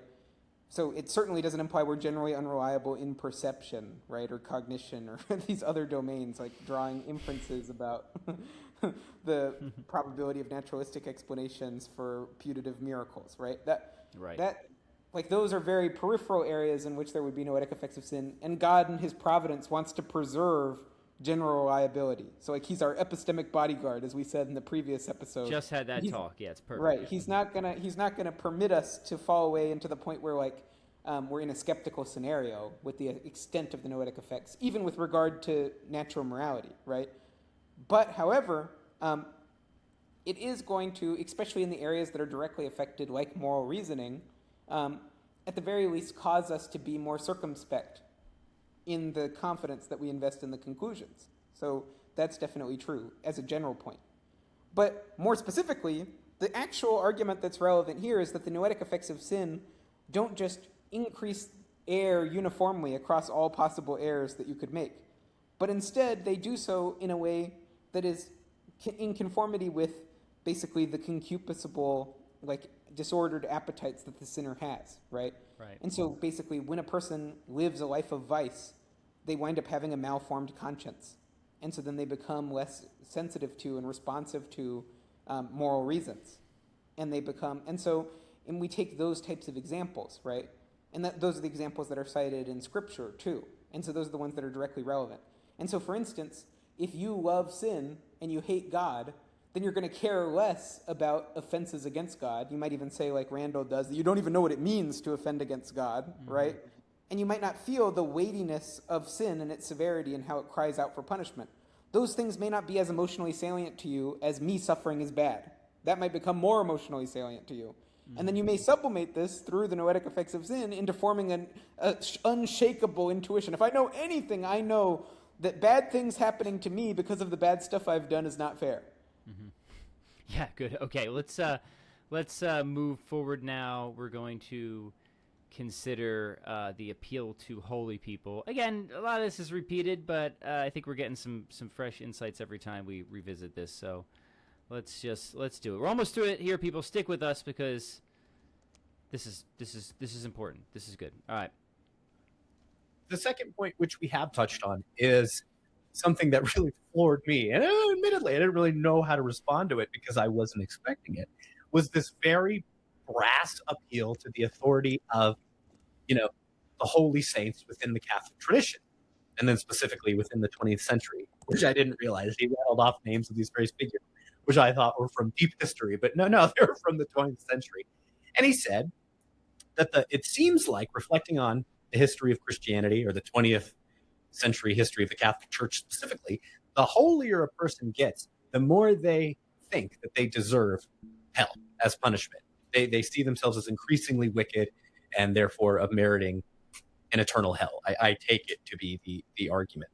And at a certain level, there's some plausibility here that we ought to trust people we take to be exceptionally moral and ethical and virtuous in what they tell us about various moral truths.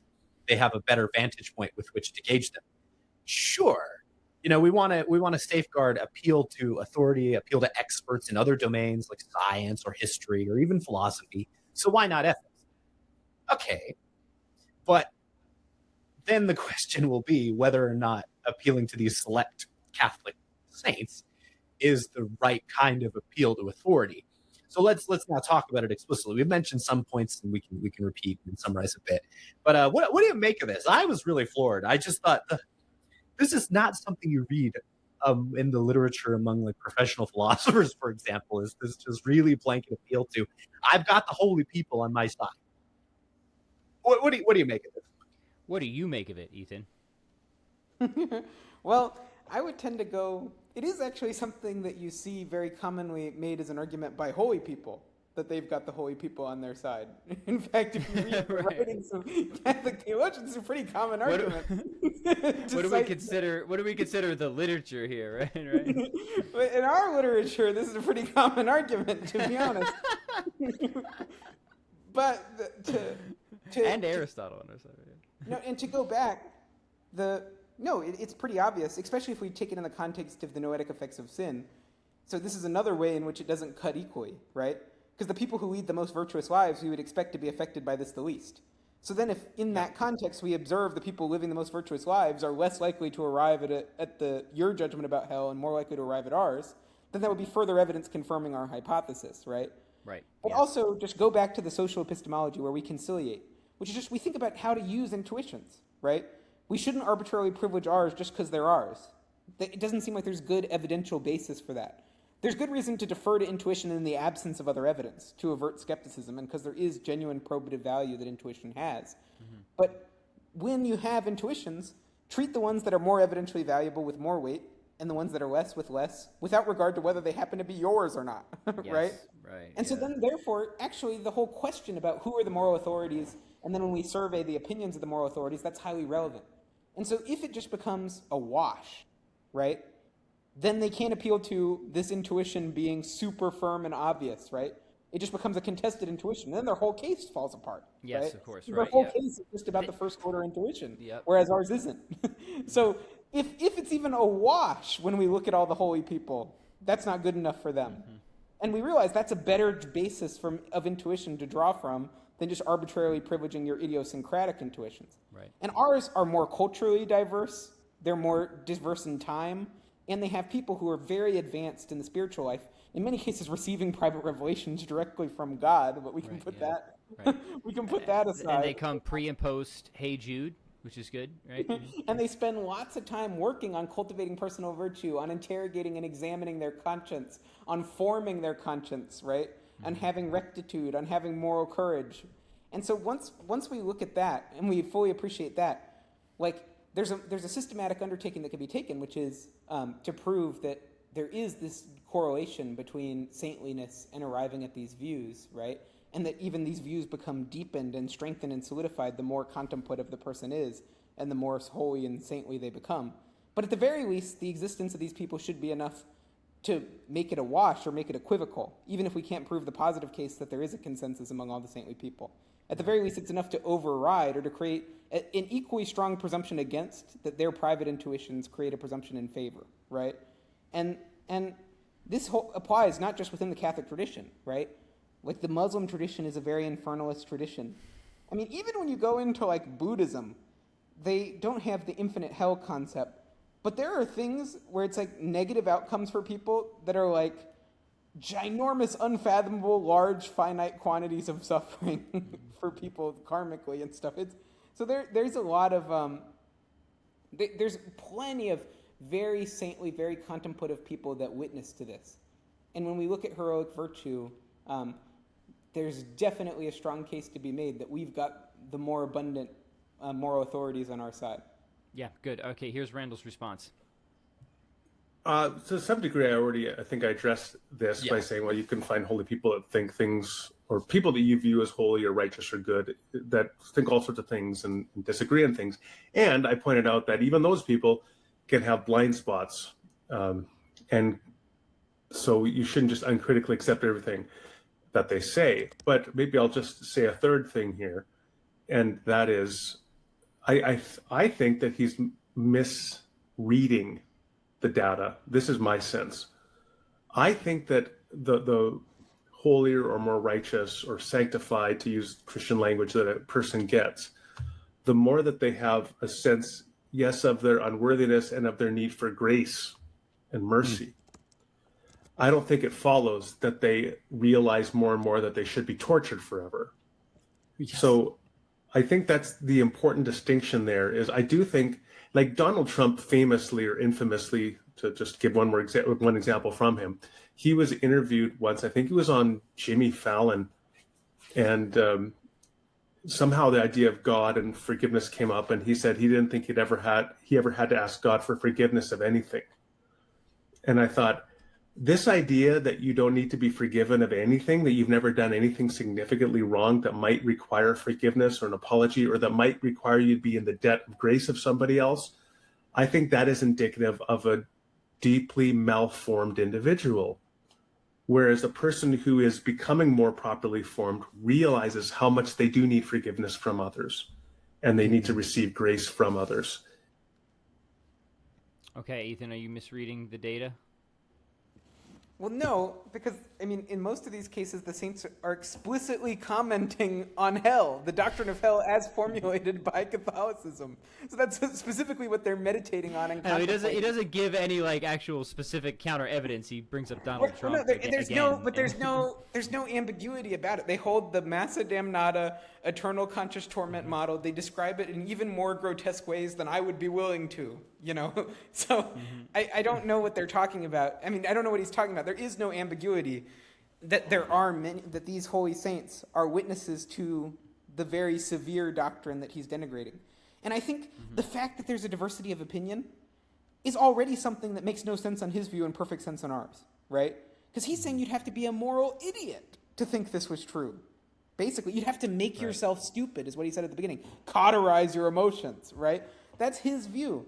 And so if it's moral idiocy tantamount to saying that rape is okay, right, then it's bizarre that so many extremely saintly, holy people who are willing to make massive sacrifices throughout their lives to live in conformity with what they deem to be right are all able to cauterize their emotions and make themselves stupid about this issue, right? That's not what I would expect. Maybe it's just the issue isn't as simple as you think. Yeah. All right, good. I think we got one more here on in general, and it might be the last one in total, and this is still on moral intuitions. So let's see where we go. Maybe this will get us to change our mind, Ethan. All right, here we go. Which, if you grant it, I think is more plausible, is this analogy to a thermometer. If you have a thermometer, someone next to you has a thermometer, and they, from the outside, look identical, and theirs has an entirely different reading than yours does, that very fact gives you some reason to doubt that your thermometer is functioning. If you can't really tell the difference between the two, but they so fundamentally disagree, then it must not be that this thermometer is functioning properly. Or I guess a better analogy would be you use this thermometer, get one reading, someone else uses that same thermometer, gets a different reading. We now have a reason to doubt your particular readings from it. Similarly, if people across the world have distinct intuitions about the moral coherence of eternal hell, that should give you reason for pause before going full send into what your moral intuitions are telling you. Like, if you can show that the very faculty of moral intuition is pretty unreliable because so many people disagree, okay, maybe there's an argument for not trusting it as much as maybe I am implying that we should. And then he says that there are plenty of Muslims and Christians in the world who apparently have no problem affirming this doctrine. So that just your fact of disagreement about this intuition serves to undermine it, at least to some extent. What should we say there? I mean, you can find where people think sexual relations are permissible or appropriate between children and adults. So the fact that you could find those communities, is that going to move anybody who's not a part of those communities? I don't think so. I think you're going to say, no, I think that's fundamentally wrong. If there's some group of pedophiles who wants to justify this within their belief community and normalize this kind of behavior, that's not going to impact me at all. So I think so much of it's going to depend upon the nature of the community, the nature of the belief, how strong your intuitions are against the belief. But I do think that when it comes to something, I mean, honestly, like, I think a lot of ways people have just not reflected on the full gravity of what they're proposing. That they just don't, like, for example, we've used the term torture. And I think a lot of people, when they are raised within this tradition, they take offense at the use of that term. They think it's not torture, it's torment. They've been taught this language of eternal conscious torment. What they're missing is that torture, by definition, is the infliction of intense physical and or mental suffering as a form of punishment. By definition, the infliction of maximal physical and mental suffering as punishment forever is the most clearest example of torture imaginable. So it's important to use that language to challenge the way that people have framed it, to, again, kind of deal with the cognitive dissonance and cauterize their feelings by thinking it's not as horrific as it seems. No, it is. In fact, it's more horrific than you can imagine, because it is torture forever. And I think, honestly, if people recognize that, I think you'd have a lot more people within these belief communities beginning to question it. Okay, Ethan, what do we make of all that? Well, I mean, the first thing is the people who have reflected the most on it and who are the saintliest do fully appreciate exactly how bad it is. And oftentimes they provide They spell it out in particular detail, right? Yeah. Just go get on Audible a book called What Will Hell Be Like by St. Alphonsus Liguori and listen to it and ask yourself whether he fully appreciates exactly what's being proposed and how bad it is. And there's going to be no doubt in your mind, okay? So it's not, I don't think that's the issue. He has paid sufficient attention. Yeah, I don't think that's the issue here. Now, he says you can find people that disagree about everything. Well, sure. I mean, definitely not to the extent that you can on this issue, right? So, like, for prepubescent children, and there's arbitrariness in exactly where to draw the line for age of consent, and there's some cultural variability. But for prepubescent, before they're sexually mature, you've got a pretty robust consensus that's cross-cultural and even across times on those matters, right? And to the extent, and we can have further confidence based off of authority and based off of other principles, right? And based off of the amount of time reflecting on the relevant principles and trying to apply them, et cetera, et cetera, et cetera. But yes, to the extent that there is disagreement between peers who are on an equal epistemic footing, he says nothing at all to ameliorate that does question the reliability if you're getting diverse outputs. It doesn't mean that it is worthless, but it just means you're going to have to temper your confidence. And in the cases where there's a lot of diversity, have less confidence. When there's more uniformity, have more confidence, right? And notice how this doesn't affect, for instance, my miracle case. So a lot of people aren't persuaded by Fatima, but they also don't know anything about Fatima, right? So they haven't looked at the photogrammetric analysis by Father Dore. They haven't read all the primary source documents. They haven't looked into the healing evidence. They haven't looked into all this stuff. And so insofar as that's the case, I do think I have an epistemic advantage in evaluating the evidence of Fatima, right, Yeah, over yeah. most people. And so put more weight on mine because I've looked at all the evidence, right, Yes. and evaluated it and processed it, right? And so there can be cases like that where there is a good reason to trust me more when there's cases of disagreement, right? And even skeptics who look at Fatima agree the evidence is weighty even if they ultimately don't accept it. Or people who look at Lourdes or people who look at Padre Pio, they agree that it weighs and it points even if they don't ultimately get all the way there. They think there's some skeptical explanation they find plausible, right? And it's not so in a lot of these very controverted moral intuitions. And therefore, even if you put some weight on them, you can't put the amount of sheer dogmatic Morean force that they are requiring in order to use this as a basis to summarily reject Catholicism. Yeah, spot on. Good. Okay, there is one more clip, actually, and this is on the differences in punishment for those in hell. So let's go to that. One last consideration Ethan appeals to ameliorate the moral offensiveness of this doctrine is to say, well, not everybody in hell suffers in the exact same sort of way, to the same degree. It will depend upon the kind of life that they lived. And so I think what he would say is, like Hitler, for example, suffers to a much higher degree than someone who just lived an otherwise halfway decent life but died without asking for forgiveness. On the surface, that makes the doctrine more palatable to our moral sensibilities. Not nearly enough, I think, to make it on the whole plausible. I also am not sure that that's actually intelligible, that there's actually coherence to saying that a finite life justifies an infinitely severe but less severe kind of life. Anyway, well, what about this attempt to make the doctrine a little bit more plausible to our ordinary moral sensibilities by saying, well, but people suffer to different degrees? Well, first of all, there's still the suffering itself is never ending. And I remember, the famous words written over Dante's Inferno, the gates of the Inferno, is abandon all hope ye who enter here. And if you imagine, so that this one person, they're being skinned alive forever and having molten lava poured over them. The other person is just being endlessly punched in the left arm. Yeah, I'll take endlessly being punched in the left arm over having molten lava poured over you. But if you're going to be endlessly punched in your left arm forever, knowing it's never going to stop, and there's just never any release to it, I still can't imagine what that would be like. So the loss of hope, the loss of any future to come out of it, I mean, I don't think we can really grasp what that would even be. Now, the other thing at the end of the day, for my mindset, is there's something about this whole retributive approach to punishment. Well, we got to torture this person more because they did more things.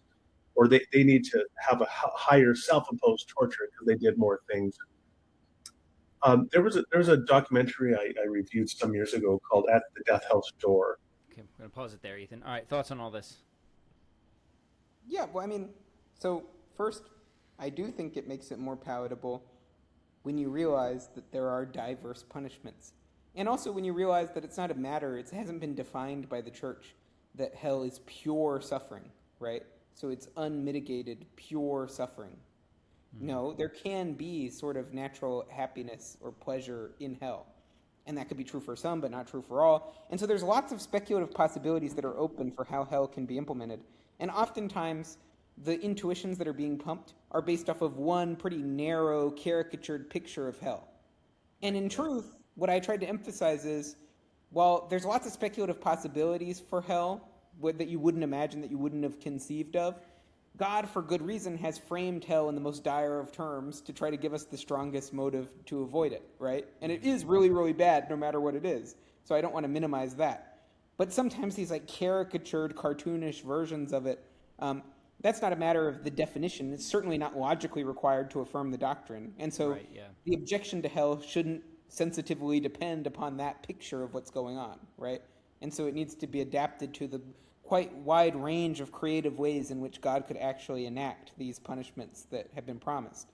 Now, he says something else weird towards the end, where he's like, it's it's the fact that people who do worse need to be punished more is something that he's taking issue with, that he finds counterintuitive, which is also extremely bizarre to me. It's just like first of all, one of the main ways in which people are tormented, besides the consciousness of the pain of loss and the fact that they've separated themselves from God and frustrated the fundamental purpose of their life irredeemably, right, is that they're tormented by the pains of their conscience, the pangs of conscience that they have for all the sins they committed and all the harm that they caused.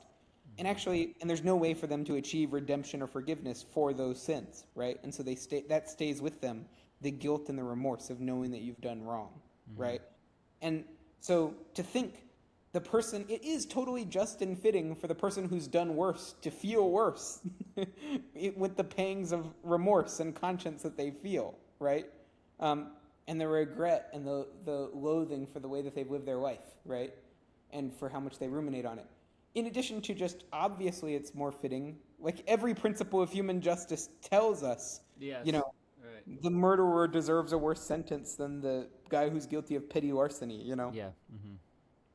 Yeah, okay, great. Ethan, we've been going for about 3 hours here. I think this has been a very thorough and satisfying response. You, of course, did the major heavy lifting in this episode. I thank you for that. But you set off this firestorm when you went on that podcast. So that's only fitting. Let's get some final thoughts here. I hope this was helpful to people. This is second episode. It's been a big one, but we wanted to do something important, and we obviously see that the doctrine of hell was frequently objected against. So we wanted to get out there and offer a defense. So Ethan, final thoughts as we wrap this one up. Yeah, no, I mean, I think one thing that's been a common theme throughout this is basically making sure that we keep in mind the dialectical context. And the dialectical context is that we are not trying to prove hell. The other person is disproving hell, and they're trying to do so with such overwhelming evidence that it can overturn the very strong, convincing consilience of evidence that we're presenting for the Catholic Church and its authority claims. And when you realize that that's the dialectical burden that they have, you realize idiosyncratic private intuitions that bear on a bunch of pretty complex principles that it's not exactly clear how to apply to the case at hand, and that are not widely shared among the moral authorities that we should defer to, that's not going to meet that burden, the dialectical burden that they've incurred in the conversation, right? And so at every single stop, they need to just be blowing us out and destroying us and showing how there's just no possible way to remediate this or ameliorate it, and that they've excluded all the possibilities, and that it's just so obvious, and their first-order intuition is so reliable and indubitable. And really, what we've seen is just like simple affirmations that their intuition is indubitable, without any sustained or nuanced defense of them against our specific critiques of why to think that they would be doubtful, even if they are phenomenologically strong, nor a particularly subtle attempt to dismantle the principles that are plausible and that vindicate our judgments about hell. Fantastic, Ethan. This has been well, as fun as it can be on this particular topic. This has been really great. I want to thank everyone who listened this far. If you're not already, please subscribe to the channel, Summa Contra Everyone, and we'll catch you guys in the next episode. See you later.